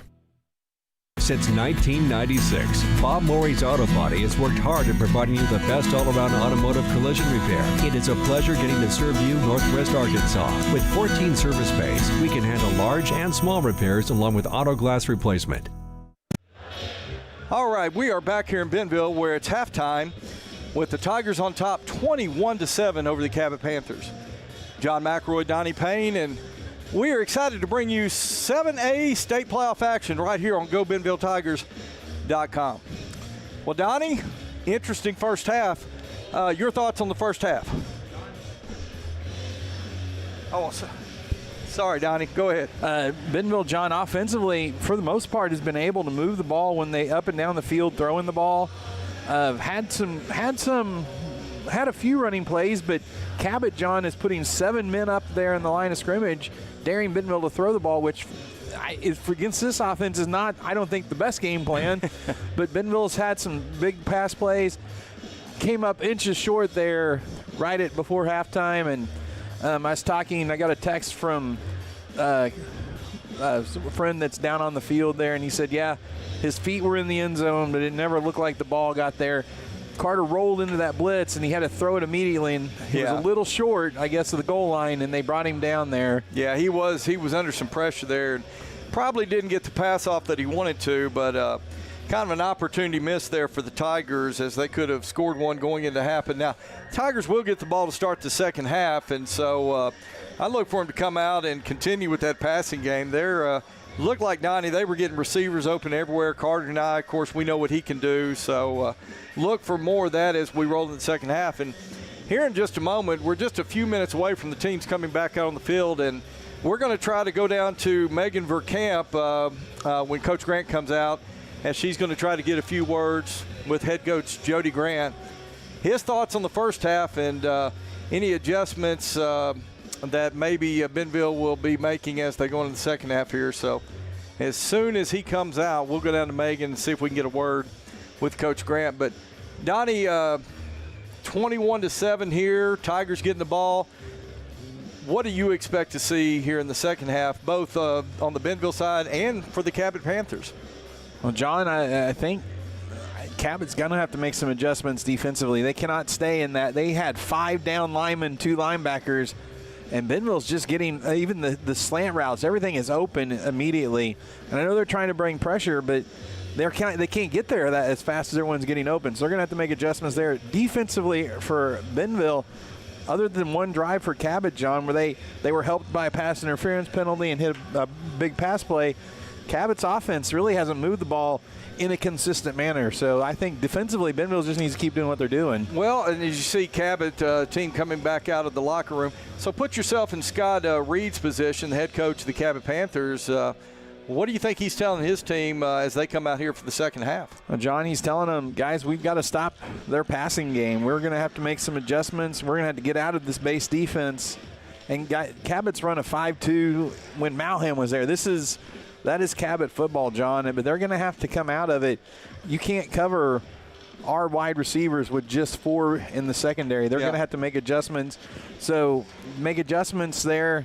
Maybe move to 3-down linemen, more of a nickel look. And then we know that Gilmore can hit some big running plays, so you open yourself up to the run there. It's kind of a catch-22 for Cabot. Yeah, it really is. And, that's the beauty of Bentonville's offense, really balanced offense. You play people in coverage, Bentonville will burn you with the run game. But, it's pick your poison. We've seen what they can do through the air tonight. I got to give Bentonville's offensive line and the running backs, for that matter, for Bentonville, a lot of credit tonight. At times, Cabot has shown pressure. They've brought the blitz, but I think Bentonville's done a pretty good job of picking up those blitzes and protecting Carter Nye to allow him to get some passes off and make some big plays right there. So the Bentonville Tigers still in the Tiger Athletic Complex. Actually, they are coming out of the Tiger Athletic Complex. And we're just about ready to go down to Megan here in just a few moments. And she's going to try to get a word with Coach Grant. And let's see. I believe she's got him right now. Megan, are you there? I'm here, guys. Okay, so Megan's got Coach Grant. Go ahead, Megan. Hi, Coach Grant. Thank you for joining us. What a great game, great first half. Your Tiger offense came out strong and fast, but Cabot responded in the second quarter. What changes, if any, can we expect from your team in the second half? Well, we just got to keep operating offensively, and that needs to turn into point production. We blew an opportunity down here right before half, but we get the ball coming out. We got to go score here and get some stops. I think we're playing pretty good on both sides of the ball. We got to hopefully create a few turnovers defensively, and we need to get this game to the point where they don't feel like they can come back. So pleased with our guys, but we still got 24 minutes of football to play. Thank you, Coach Grant. Good luck. Thank you, guys. All right. Thank you so much, Megan, and we'll be back to you a little bit later on in the broadcast.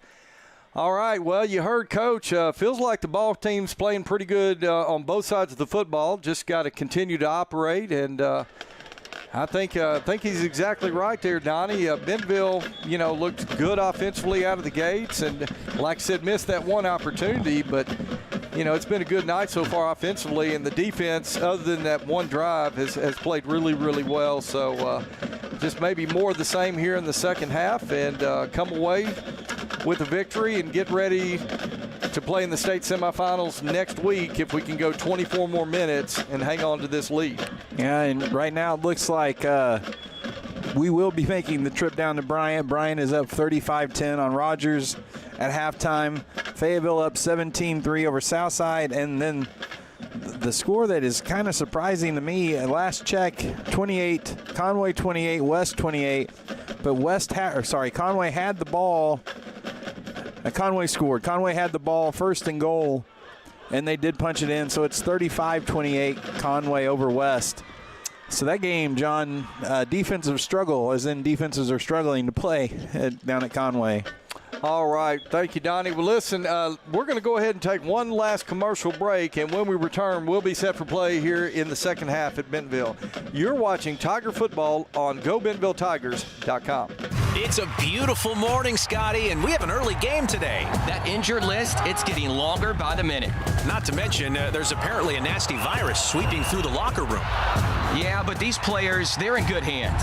All of them need to feel their best this season, Scotty. Yes, they do, Jack, because this team is on track to win it all this year. Every day, Mercy's team is ready to take care of yours, bringing you the care you need now. Find out all the ways to access Mercy at mercynow.net. Okay, we are just about set as both teams have completed their halftime warm-ups. And so we're just a few moments away from kickoff of tonight's second half here in Bentonville.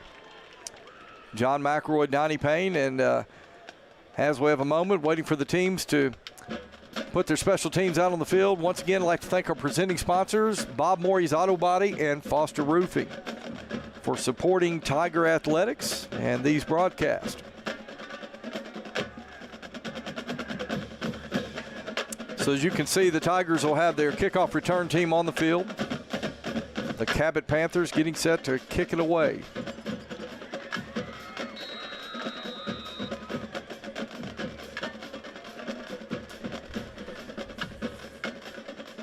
Number 28, Lucas Blaylock, is going to kick it deep, and that'll be taken at the 2-yard line.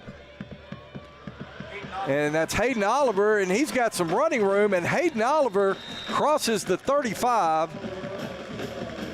And a nice return by number 14, Hayden Oliver. Well, that time John Hayden caught that ball, and he just went up the field instead of trying to get to the side, and made a great return to the 40-yard line for Bentonville. So we are underway here in the second half of play. Looks like our score banner says 16-14 left in the third quarter. So having a little technical difficulty right there. There is 11:53 just underway here in the third quarter of play. We'll see if we can get that fixed. Carter Nye on 1st and 10. Takes the snap. Give goes to Gilmore. Gilmore trying to find some running room. He'll get maybe a yard there on first down. It'll be 2nd down and 9.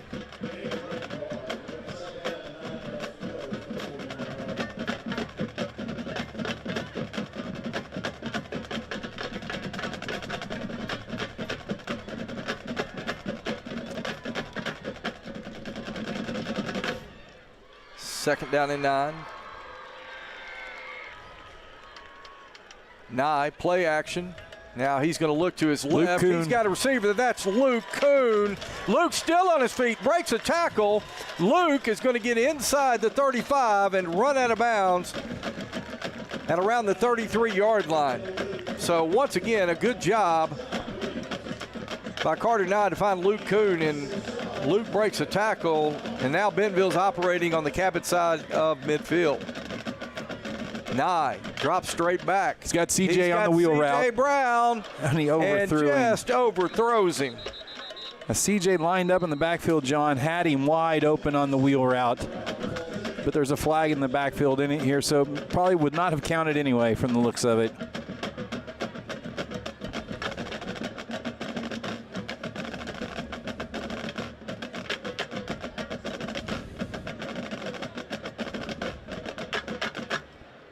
Oh, it's penalties on Cabot.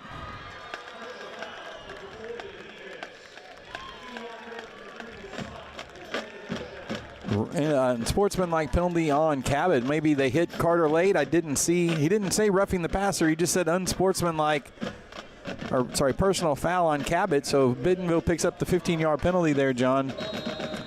Okay, so that'll move the ball down to the 19-yard line of the Panthers. Luke Kuhn, C.J. Brown, J.J. Spafford, they're going to take position on the trip receivers to the top of the screen there. Jason Gilmore in the backfield. Nye is going to fire it to J.J. Spafford. Spafford inside the 10. Spafford still on his feet inside the 5. Touchdown, J.J. Spafford. What a run after that catch, John. Wow. Made 2 Cabot Panthers miss and then just ran through the ones at the goal line for the touchdown. You said it, Donnie. What a run after the catch by J.J. Spafford. Man. And what an opening drive by the Bentonville Tigers here in the second half. Ryan Fernstrom on.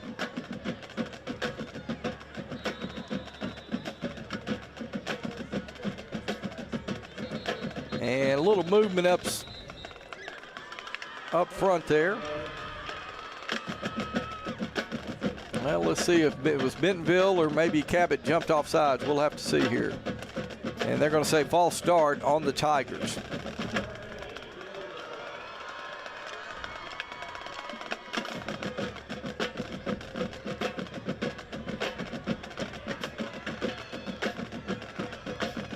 So they'll line it up again.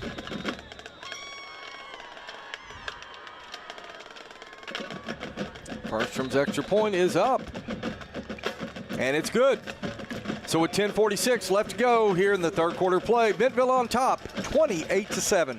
Back in just a moment on GoBentonvilleTigers.com. Jack Links presents Messin' with Sasquatch. Watch this.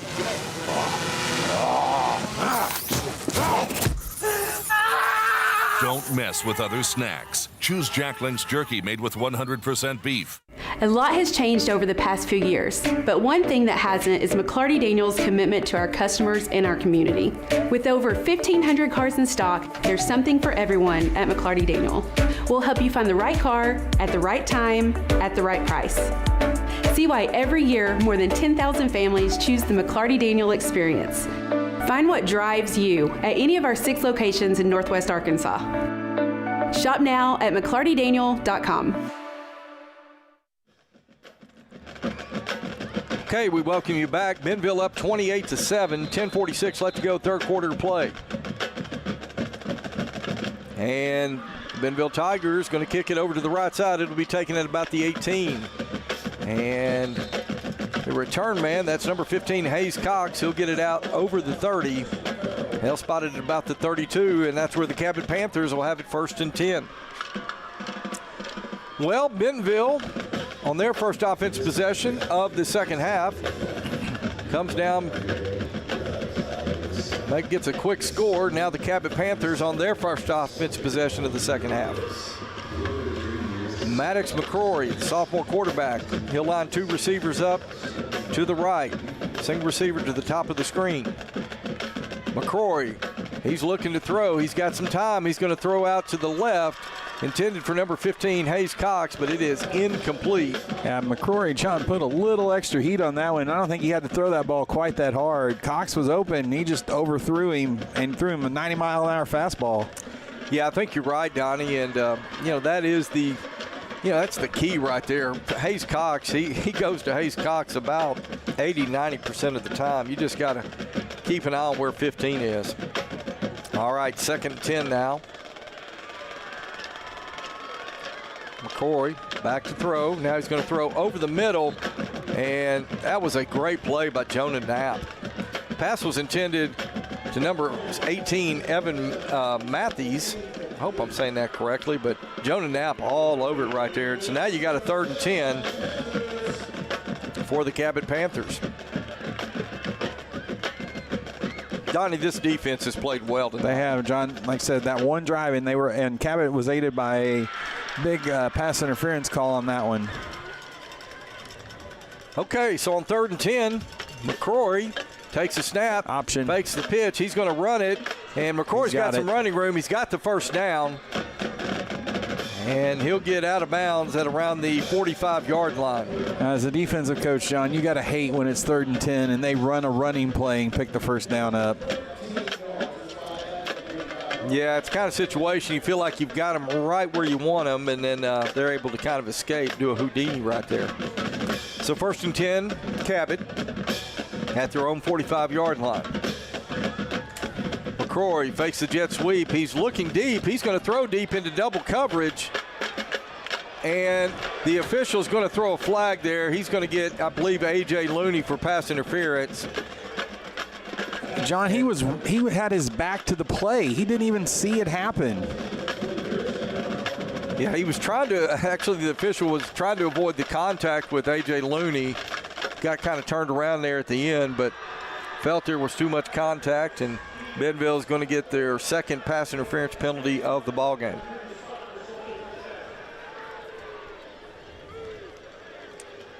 Well, and the thing was, Bentonville, they had it covered correctly.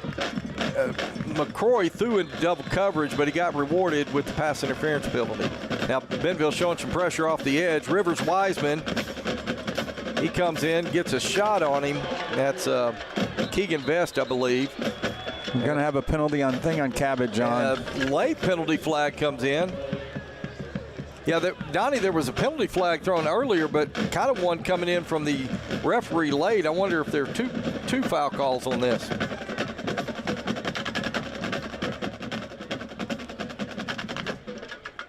I think the a Bentonville player after the whistle got thrown into the umpire, and what you saw fly was his beanbag flew out, and there was just one flag on the play. Okay.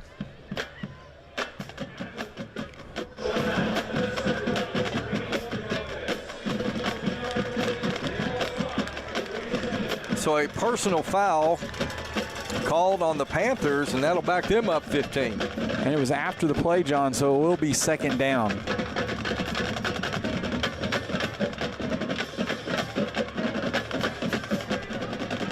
Yeah, Bentonville player got thrown into the umpire after the play was over. So they'll mark the ball back at the Bentonville 49-yard line. And Cabot does lose that down because it was a dead ball foul after the play. And that's going to make it 2nd and 20.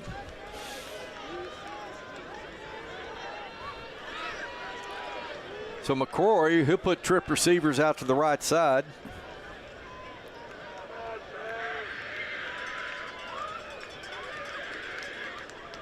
McCrory's going to drop back. Now he's going to step up to the left side. He's still looking deep.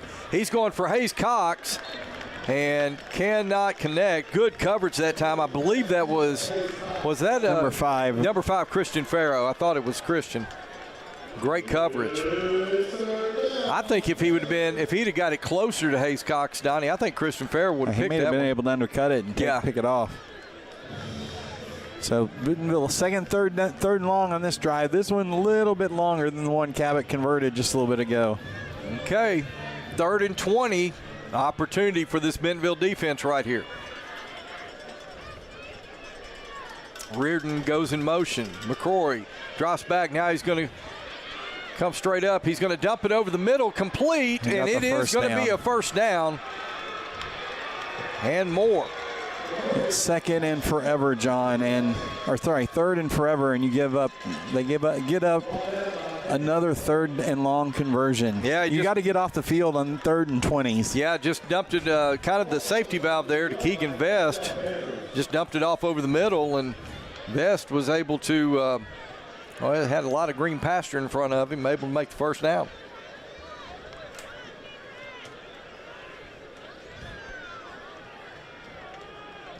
So 1st and 10, Cabot.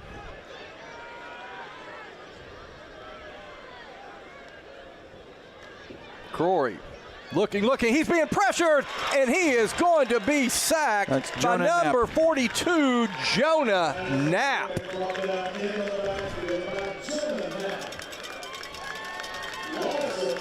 Mr. Knapp saying, hello, Mr. McCrory. Good blitz that time by Jonah, John. Let the defensive lineman get engaged, and he came through clean. Yeah, nice play by 42 right there.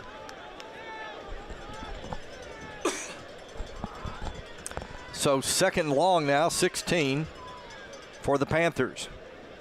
McCrory's going to swing it out to the left, complete. Good job by Christian, John. He was getting blocked and made the tackle for a loss there. Complete to Evan Matthews, but Christian Farrow, as you heard my partner say, with an excellent tackle on Evan Matthews. Was able to get underneath the block, John, and he was being blocked by number 15, Hayes Cox. He's able to get low enough to make the tackle for a loss. Another big 3rd and long, John. Got to get this stop here this time. 3rd and 20, same situation as before. Bentonville's going to bring some pressure off the edge. That's Jonah Knapp. And the McCrory gets it away, complete to Hayes Cox, but that is going to be about 4 yards short of the first down, so I'm sure Cabot's going to leave the offense on the field. Well, they're actually going to say it's about 3 yards short, so it'll be 4th and 3. They brought in their big sophomore running back, Cooper Powell. Cabot trying to get the Tigers to jump.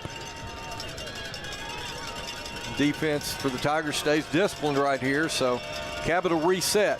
McCrory takes a snap, dropping back. He's rolling now to his left. Intercepted. And it is intercepted. Let's see who that is. That is number 23, That's Daniel McCoy.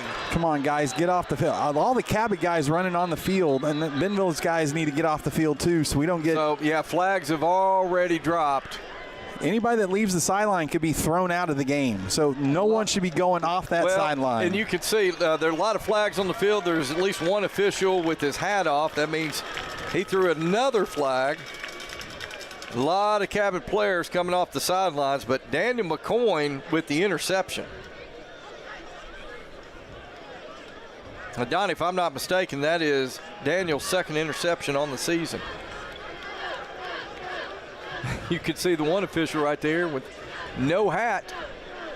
So he obviously threw his flag, threw his hat, and you see two flags on the field. They're sorting it out right here. There, the head referee, 3 flags on the field. All right, let's see if we can get the call here. After the return, personal foul, number 81, So they're just going to give Cabot the one penalty. They're just going to wave everything else off there, I guess. Yeah, Gavin Reardon, number 81, called for the personal foul. So not only does Daniel McCoy get the interception for Bentonville, they'll tack on 15 more. And a big turn of events right there. 3rd and 20, and Daniel McCoy comes up with a big interception. Good job by the Cabot sideline there, John, getting things back under control. Good job by the Bentonville coaches, keeping everyone on the sideline. I think now he's going to announce some more penalties. Oh, nope, I thought it looked like he was coming out to make another announcement, but I guess not. So they're out of all that, they're going to get just the Cabot player that started the scuffle, and that's the only penalty that's going to be called on that.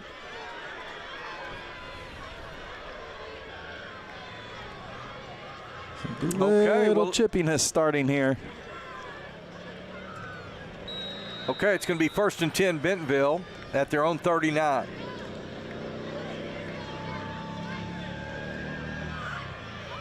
Nye. Hands to Gilmore. Gilmore trying to find some room over the left side. He's going to cross the 40, and he'll get out to around the 42-yard line. It'll be a pickup of 3 on first down, bring up 2nd and 7.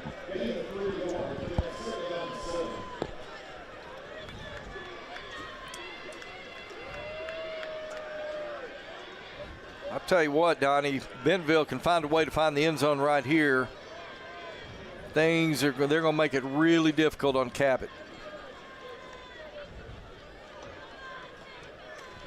Nye takes a snap. He's going to throw complete to his right. That's Luke Kuhn. And Luke Kuhn down the sideline. He's still on his feet inside the 20. Luke Kuhn's going to get all the way down to around the 10-yard line. 1st and 10 Bentonville. Luke Kuhn, and Donnie, he has showed so many times tonight, not only does he do a great job of catching the ball, but man, he can make guys miss after the catch. After the catch, John, Luke is dangerous. He's shifty, and he's really fast, quick, and he's done that several times where he's caught a short pass and turned it into a big gain. 1st and goal Tigers from the Cabot 8. Luke's going to split out to the left. C.J. Brown, Karsten Pate, all split out to the left side. Chris Ficklin in the backfield. Give goes to Ficklin. Ficklin trying to find some room over the right side. He's inside the 5. Touchdown. He's still on his feet. Touchdown, Bentonville. Chris Ficklin from 8 yards out. And Bentonville extends that lead. What a run by number 26, Chris Ficklin. Well, that sophomore, John, refusing to go down there. He drug a Cabot defender the last 4 yards into the end zone. Big run. Big things going to come from that young man next year, John. No question about it. Okay, so that'll bring number 53, Ryan Fernstrom, on for the point after attempt. Snap is back. The kick is up, and it is good. So it's 6:05 left to go here. 3rd quarter of play. Bentonville 35, Cabot 7. Back in a moment on GoBentonvilleTigers.com.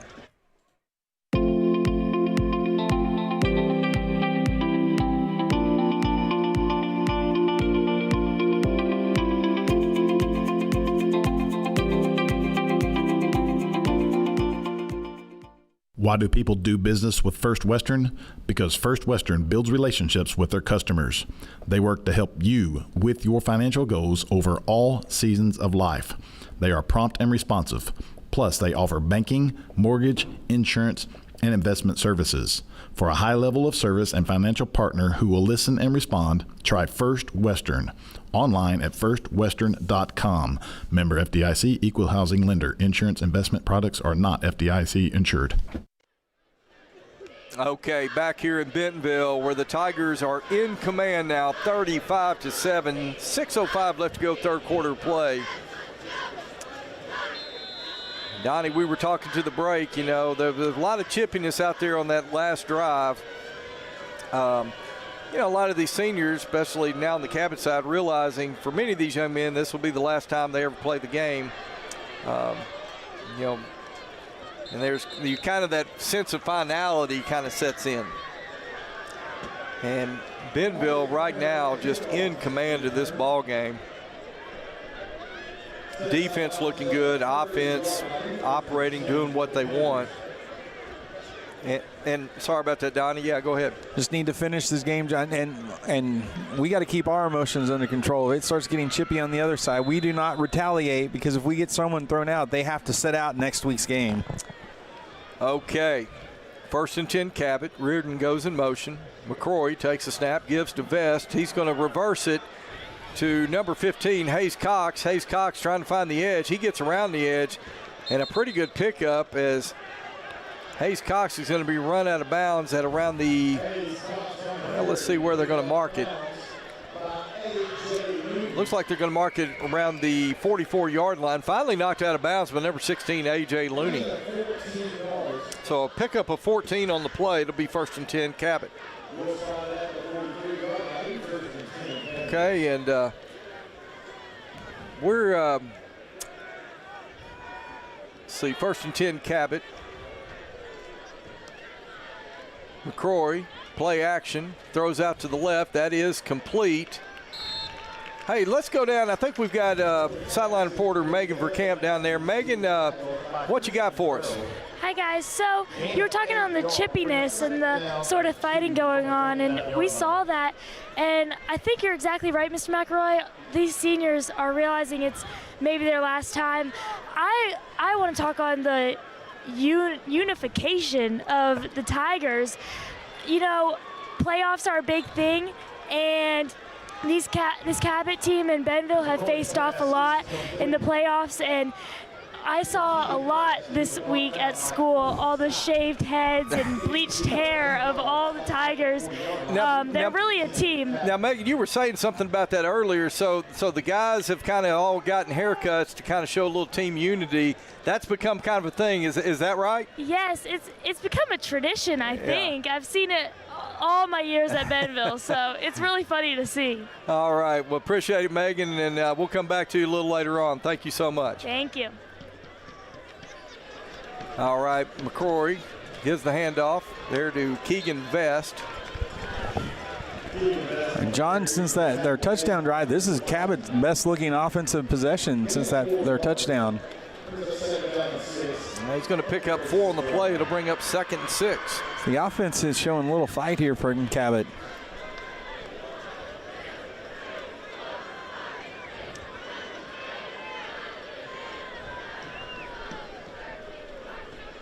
Reardon comes in motion. False start on Cabot. Yeah, I thought one of the receivers out there on the left side looked like that was number 18, moving a little early, Evan Matthews. So a false start on the Panthers. That'll move them back 5. It'll be 2nd and 11. Yeah, well, you heard Megan down there, Donnie, talking about how she's down there on the field and some of that chippiness coming out. We saw it up here from the press box, but I thought you made a good point, Donnie. You know, if you're Bentonville, you just can't give into that kind of stuff with a 35-7 lead. You don't want to get thrown out and have to miss next game. McCrory fumbles the snap. Now he's in trouble. He's going to somehow get out of it. Intercepted. And it is picked off. And let's see, who was it? A.J. Looney. A.J. Looney, and he is being mauled by his teammates down there. Tell you, a lot of happy Tigers as A.J. Looney gets a pick. But Maddox McCrory, under a tremendous amount of pressure right there, had to scramble out, try to make something happen. And a great play by A.J. Looney to be there for the pick. And John Bentonville scores here. We can get the clock running and get this game going and try to get out of here with no further issues going.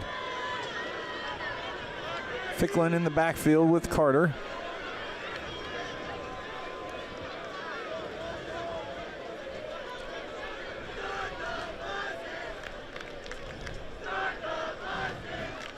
Give goes to Ficklin. And Ficklin's going to hit it there in the middle and still on his feet. Number 29 in on the tackle. That's Gavin Best.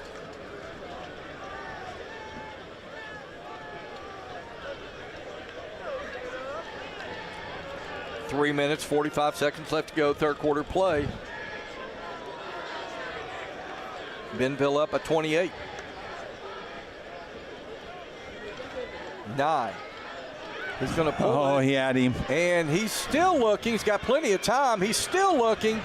And now he's going to throw it. JJ. And let's see. Are they going to say he caught it? There's no one's giving a signal. No one's giving a signal of a catch. Now the back judge is going to come wave it off. John, that's not his call. He can't see the sideline from the middle of the field. That is the line judge's call, and he just walked down there not even making a call. It looked like the back judge and the line judge kind of came up, conferenced a little bit, decided no catch. Kind of a delayed call. But that will bring up 3rd and 8.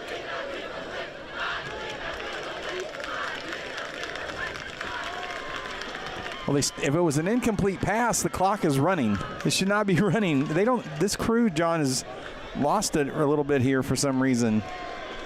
Trip receivers to the right, twin receivers to the left. Empty set for Carter Nye. On 3rd and 8, Nye dropping straight back. Now he's flushed out to his left. He's going to fire downfield. He's got a man. Nope. And he just overthrows, I believe that's Luke Kuhn. And Donnie Luke was... That was Karsten. No, I'm sorry, Karsten Pate, number 12. Karsten was wide open. I think Carter just saw him a little late and just kind of put a little more juice on it. Let's go back to that previous play. I think he read it was an RPO. He held that ball in Ficklin's stomach for a long time, and he pulled it. He had CJ open, and I don't know why he didn't throw it there. And then this confusion here, and then they ruled it an incomplete pass but kept the clock running. Nico Martinovic now to punt it away. He gets a high spiraling kick that's going to be fair caught at the 30-yard line. So Cabot will take possession with 2 minutes, 50 seconds left to go in the third quarter.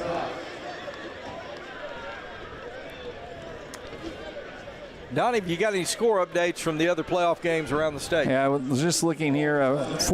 Conway now leads West 42-31. This says Bryant Rogers 35-17 at halftime still.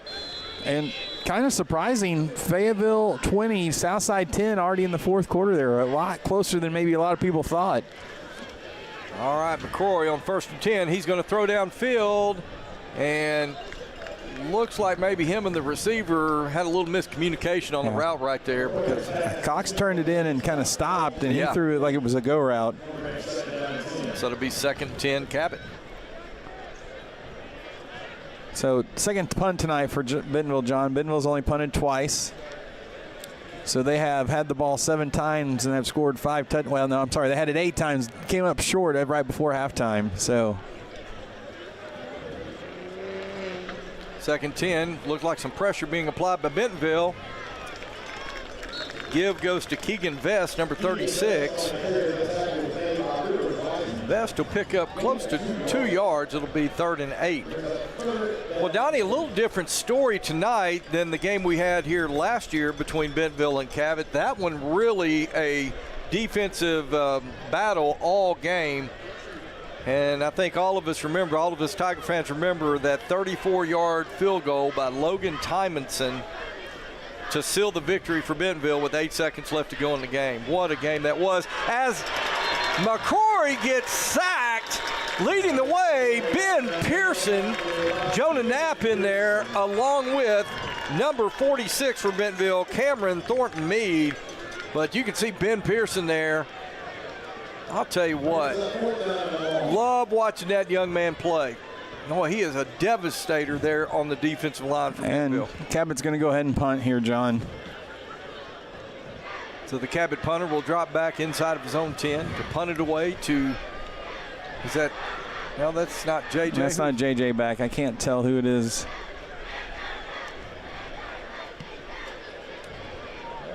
Long kick. That's this Q. one is Q Brown's going to take it back inside his own 25. And Q's going to be run out of bounds just shy of the 30-yard line. Yeah, not much of a chance there for a good return.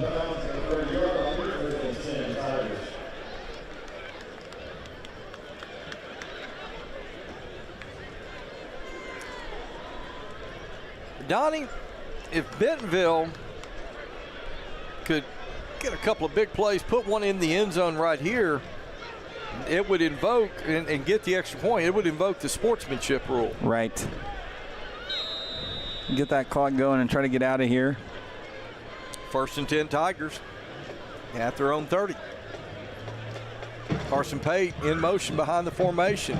Carter Nye was rolling to his right. Now he had to come back to his left. Wide open. And he's got a lot of running room, and Carter is going to get out of bounds at about the 41. It'll be an 11-yard pickup, 1st and 10 Bentonville. I always like when the quarterback pump fakes it when they're 9 yards downfield and the defender still bites on it. That's the best part.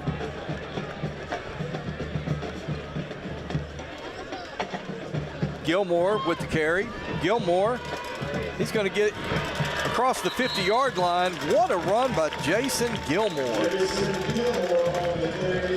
Another 1st and 10 Bentonville. And Donnie, we were talking just a moment ago during the break, but it looks like Cabot's defense is just kind of worn out at this point. Yep. Now C.J. Brown with the direct snap. He's going to cut inside. C.J. Brown's got some running room. Touchdown. He's at the 30, at the 20, 10. Touchdown Bentonville. Number 2, C.J. Brown from 44 yards out. Takes the direct snap on the house call. Make the extra point here, John, and Bentonville is up that magic 35. Yeah. Saw CJ. Saw CJ run that same play against West for the same result 2 weeks ago. That's right. So, nice wrinkle by the Bentonville Tiger offense, lining C.J. Brown up to take the direct snap. So, Fernstrom's extra point attempt is up. And it is good. So with 47 seconds left to go, third quarter play, Bentonville on top, 42-7. Back in a moment on GoBentonvilleTigers.com. McClarty Daniel reinvest right here in the community. So you're not just making a purchase, you're making a difference too. Find your new car and make a difference in our community today at McClartyDaniel.com. Absolute Janitorial Service is a family-owned and operated commercial cleaning company serving all of Northwest Arkansas. We have a long track record for exceptional service and clear communication. We clean multiple facility types, including office buildings, medical facilities, manufacturing plants, churches, schools, and much more. Give Absolute Janitorial Service a call today for a free quote and see what an absolute difference our services can make for your business. Okay, we're back as Fernstrom kicks it away. It'll be taken at about the 15-yard line. That's number 3 on the return. He's going to get it across the 30, and he is going to be drugged down at around the 41-yard line. That was Amari Kreiner, and a good return by Kreiner.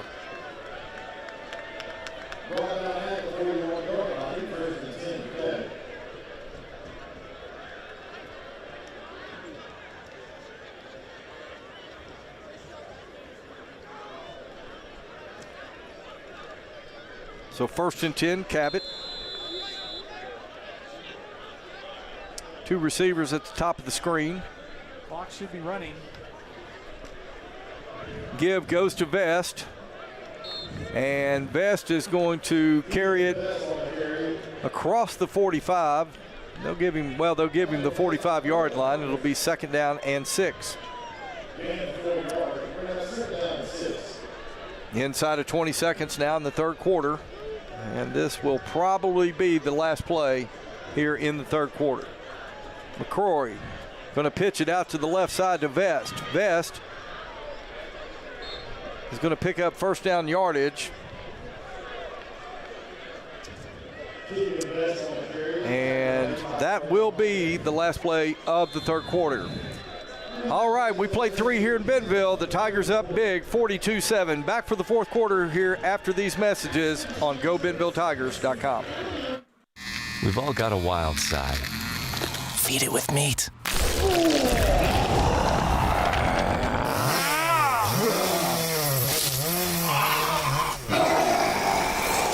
Jack Links, feed your wild side. Teachers and all service providers, if you are buying or selling real estate, IMA NWA Hero is for you.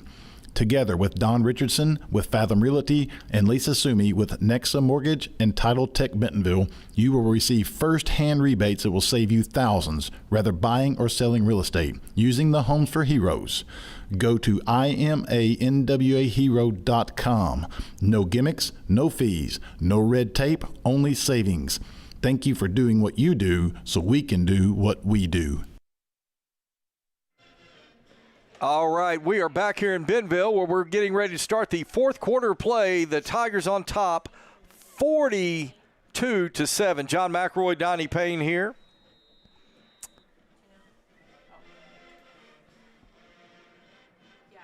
Give goes to number 0. And that Cooper is Powell. Yeah, Cooper Powell. Sorry about that. A.J. Looney coming in for Bentonville on the tackle. 9-yard pickup. It'll be 2nd short. And let's see. This is number 8 in at quarterback, Charlie Powell, the senior. Yeah, he started for Cabot when McQuarrie was out with the broken arm, John. Evan Matthews on the reception. It's going to be 3rd and short. And Bentonville's got a lot of new faces in out of there on the defensive line, at least. Looks like the secondary is still the main guys. Charlie Powell now is going to keep it himself. He not got there. He lost a yard. Yeah, good play that time. Who was that? Will Newman, sophomore Will Newman, now in at nose guard. Yeah, number 67. Big Will. Get some good penetration right there.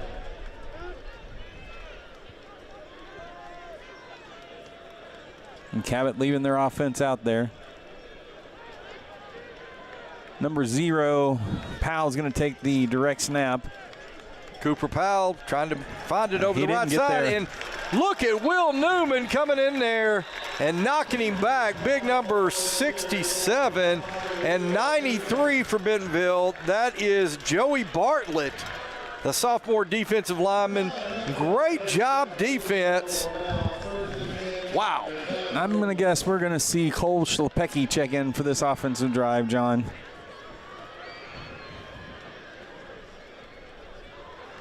Yeah, I'm guessing you're right, Donnie.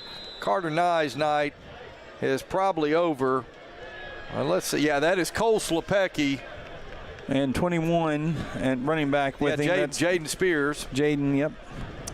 Yeah, Cole Schlepecki. Hey, I'll tell you what, Cole Schlepecki, when he had to come in for Carter Nye for a couple of games after Nye went injured after that Fayetteville game, I'll tell you, Cole did a great job with this team. And Jaden Spears right there with the carry. I always like watching him run. Look at him right there, Donnie. Just such a hard runner. But, hey, a lot of praise, though, for Cole Schlepecki. That young man, you know, he's got a bright future in front of him. Came in against that Rogers team, John, sure that was did. On fire when we played them. And absolutely was able to lead Bentonville to a victory. So Spears picks up 8. It'll be 2nd down and 2. Sportsmanship rule in effect.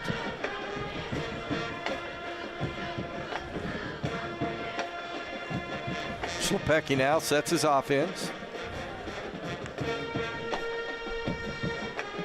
Give goes to Spears. Spears got the running room, and Spears picks up the 1st down and a lot more as he gets it all the way down to the 38-yard line and picks up another Bentonville 1st and 10. Eli Brooks coming out, and number 87, Preston Seal, and number 95, Carter Bishop going in at tight end spots. Number 24, Conrad Schmitz, and number 14, Hayden Oliver at the wide receivers.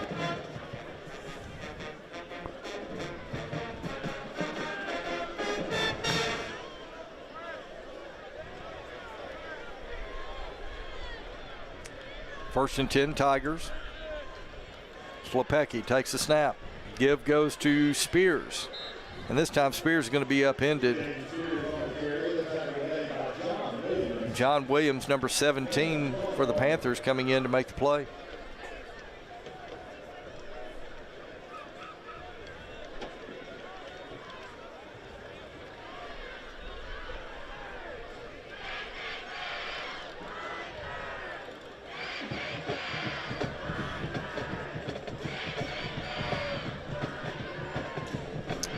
Tigers in no hurry right here. Hayden Oliver's going to split out to the left side. That's Q Brown. He'll be the single receiver here to the near side. Jaden Spears in the backfield behind Cole Schlepecki. Schlepecki's going to give to Spears. Spears trying to bounce off a tackler, still on his feet. One thing about it, Jaden doesn't go down easy. No, John, and that time, I mean, I want that young man to fight hard, but that time, since he broke out of those tackles, he ended up they moved his forward progress back, and he ended up losing a couple of yards instead of gaining a couple. But I'd like to see him running hard. I'm trying to get updates here. The Rogers-Bryant score has not updated in a very long time, so. I'll tell you, a beautiful night across the state for playoff football, Donnie. You couldn't ask for better weather here in November. Schlepecki now on a bootleg, trying to hit number 95, Carter Bishop. Cannot connect, and that's going to bring up 4th down and 11. Bentonville's got the offense still out there. Maybe see that quick kick. Bentonville West just scored 42-38, Conway leading that game. Fayetteville scored again, 30-10 Fayetteville over Southside. Yeah, it looks like Schlepecki's just going to try to quick kick it away here, try to pin Cabot deep.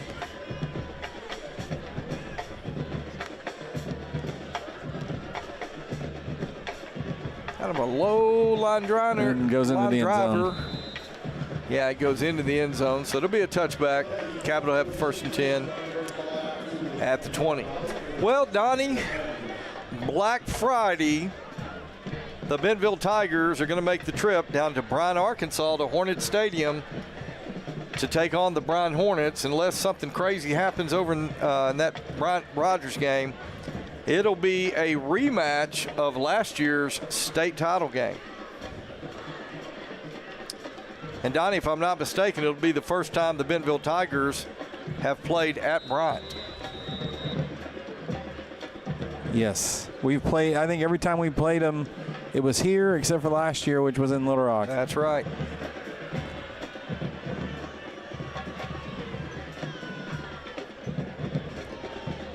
And it's Keegan Vest, and he is going to be upended by number 84 for Bentonville. That's Mason Meyer.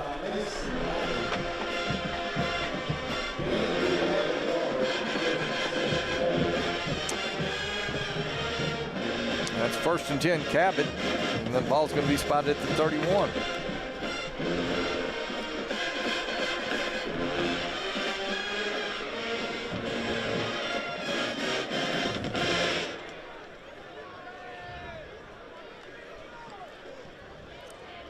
And this time, Charlie Powell's going to pitch it out to his right to number 3, Amari Kreiner. Noah Nunnally getting in on the action now for Bentonville's defense. 2-yard pickup on the play, 2nd and 8.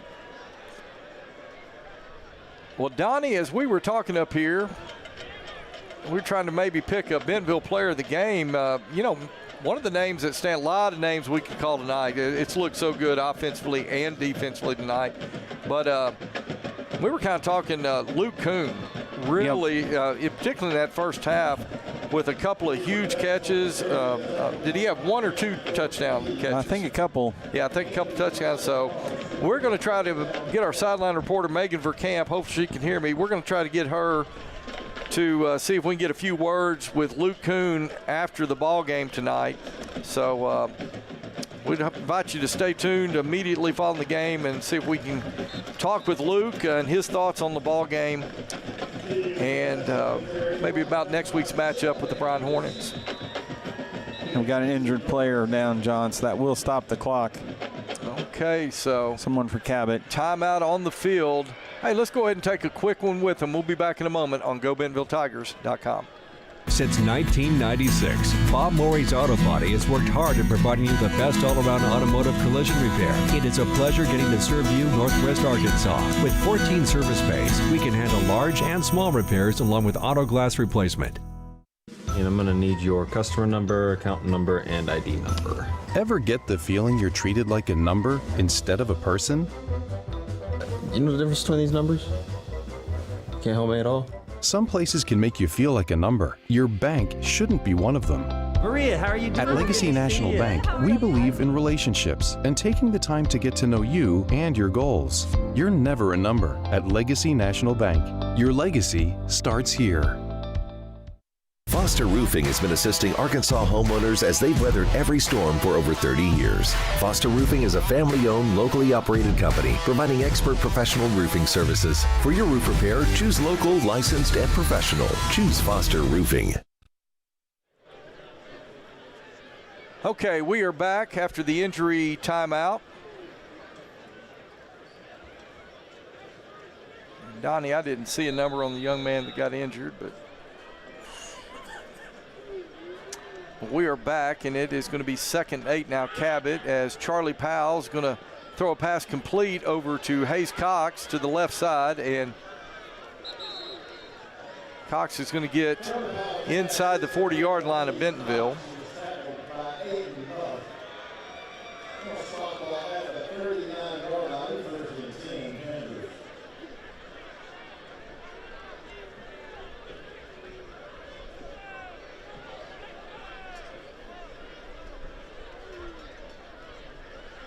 First and 10, Cabot.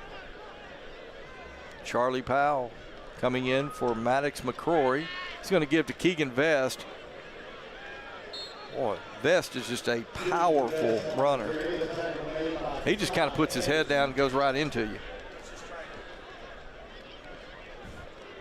And John, he just lowers his head and tries to run through you.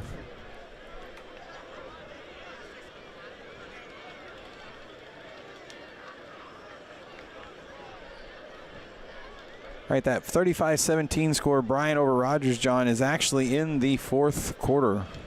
So pretty close game.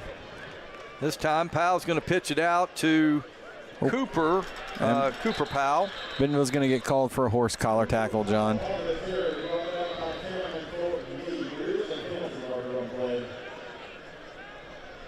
So they'll tack 15 on to the end of that run.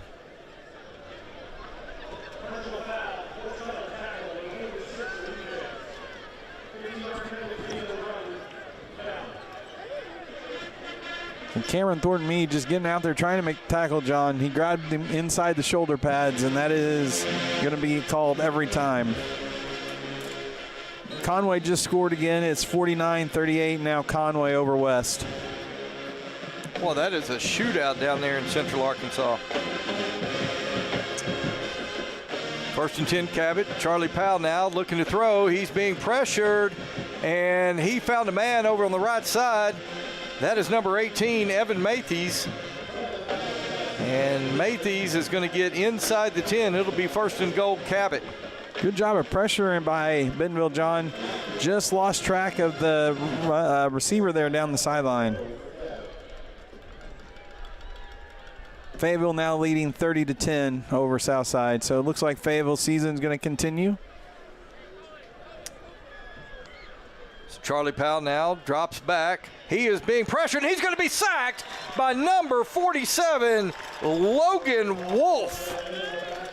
Wow. Logan Wolf comes on the blitz right there and drops Charlie Powell for a big loss. Sophomore linebacker, John, coming through with the big sack there. Inside a minute and a half left to go in the ball game. Tigers trying to keep the Panthers out of the end zone here. Third down. Powell drops back. Now he's rolling out to his right. Still looking. He's going to throw toward the end zone. Let's see. Incomplete. I'm not sure if it was intended for Gavin Reardon, number 81, or number 14, John, Aiden I think Tatum. There's a flag over on the sideline here. I have a feeling we're going to get called for roughing the passer.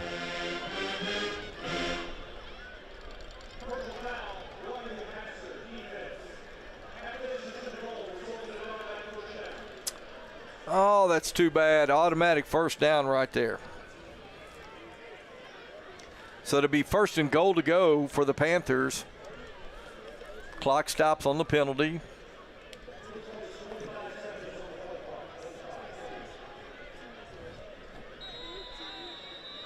A lot of reserves in for this Bentonville defense, and they certainly would like to hold them out of the end zone here. Charlie Powell. He's got Cooper Powell in the backfield with him. Looks like a little confusion in terms of the play there for Cabot. Okay, so the offense will reset with 12 on the play clock. Charlie Powell now rolls to his right. Now he's going to throw back to his left. He's got a man wide open. Touchdown, Cabot. Kind of the same play Bentonville ran earlier in the game, Donnie. Cabot's able to run it right there as Charlie Powell hits Aiden Tatum for a late touchdown here with 44 seconds left to go. Well, it won't look quite as bad for Cabot with that late touchdown, but no question Bentonville's been in command of this one from the get-go. So Lucas Blaylock to attempt the point after, and his kick is up. And it's good. So with 44 seconds left to go, Bentonville 42, Cabot 14. Back in just a moment on GoBentonvilleTigers.com. My dad calls it the it factor. That thing that separates you, that makes you tick. Ultimately, my it factor came when I grew more confidence. Everybody has a role on a team, whether you're a scout team player or the star player. The older that I've gotten, the more that I've worked and the more success that I've had, the more confidence that I had, and the more that I'm willing to risk and take a little bit of chances to help my team win.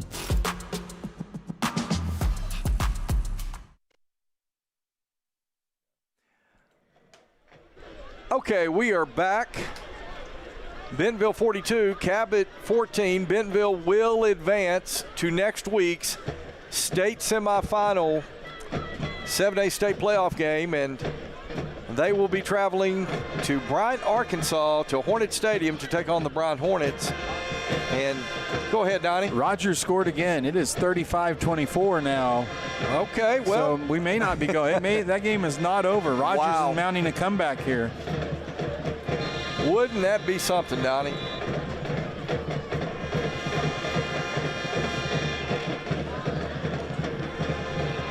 Okay, Lucas Blaylock. He's going to kick a short kick that's going to be taken at about the 14-yard line. Number 24, that's Conrad Schmitz on the return. Bentonville John needs to just go out, and I don't know if we will, but we could just go out and take a knee. And, well, actually, we won't even have to run the play here. Well, no, there's 25 seconds on the play clock. We will have to snap it one time. I forgot after kickoffs it goes to 25, not 40.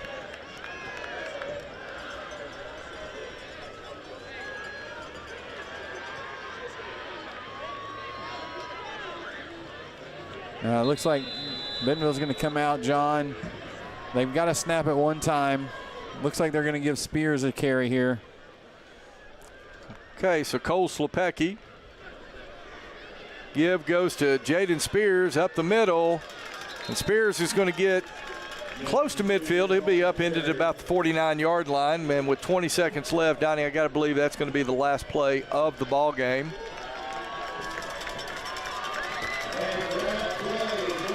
And that will be it. And the Tigers are going to advance to next week's state semifinal game with the final here of 42-14 over the Cabot Panthers. Donnie, this will be the second consecutive year that the Bentonville Tigers will play in the state semifinal game. And what a job of these young men to come out here tonight, play the way they did, and hopefully carry this into next week.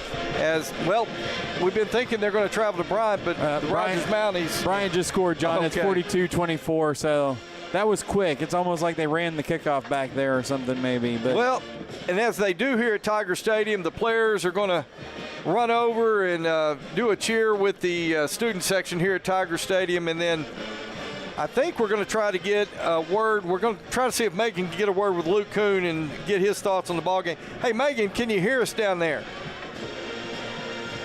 I'm down here, guys. Okay, so yeah, let's see if maybe you can find number 11. If you could kind of get it, they'll do a cheer with the student section, then out there, and they'll run kind of back out on the field. If you can find number 11 once they get back toward the field, and just see if we can get a quick word with him. I'd like to kind of hear his thoughts on the game. He had a big game tonight. A lot of players did, but yeah, go ahead, Megan. He did. Someone told me that he was close to 100 yards just this game. I see him now. We'll go up. Okay, well, let's let them go ahead and do their cheer, and then we'll come back to you here in just a moment, see if we can get a word with Luke Kuhn. I'm going to talk to Donnie Payne, my partner here, get his thoughts on the ball game. So, Donnie, as we're kind of waiting on the team to do their cheer with the students, the last time probably here at Tiger Stadium, give me your final thoughts on this game tonight. John, the offense came out. They were able to move the ball at will, and mainly through the air. Oh, sorry. And I tell you what, so the team's done their cheer, and let's see, Megan, you just break in whenever you're ready. If you can grab hold of Luke. I'm with him. Okay, hey, we got Megan Verkamp with Luke Kuhn. So, Megan, take it away. Luke, thanks for joining us. You and your team had a great game. What are your thoughts on this game and going into the next round? I think we played really good. We played as a team. We played how we should play, and we played how we're going to play next week. And just going into it, we got to come to practice every day, ready to work, practice by practice, and we'll show out next week.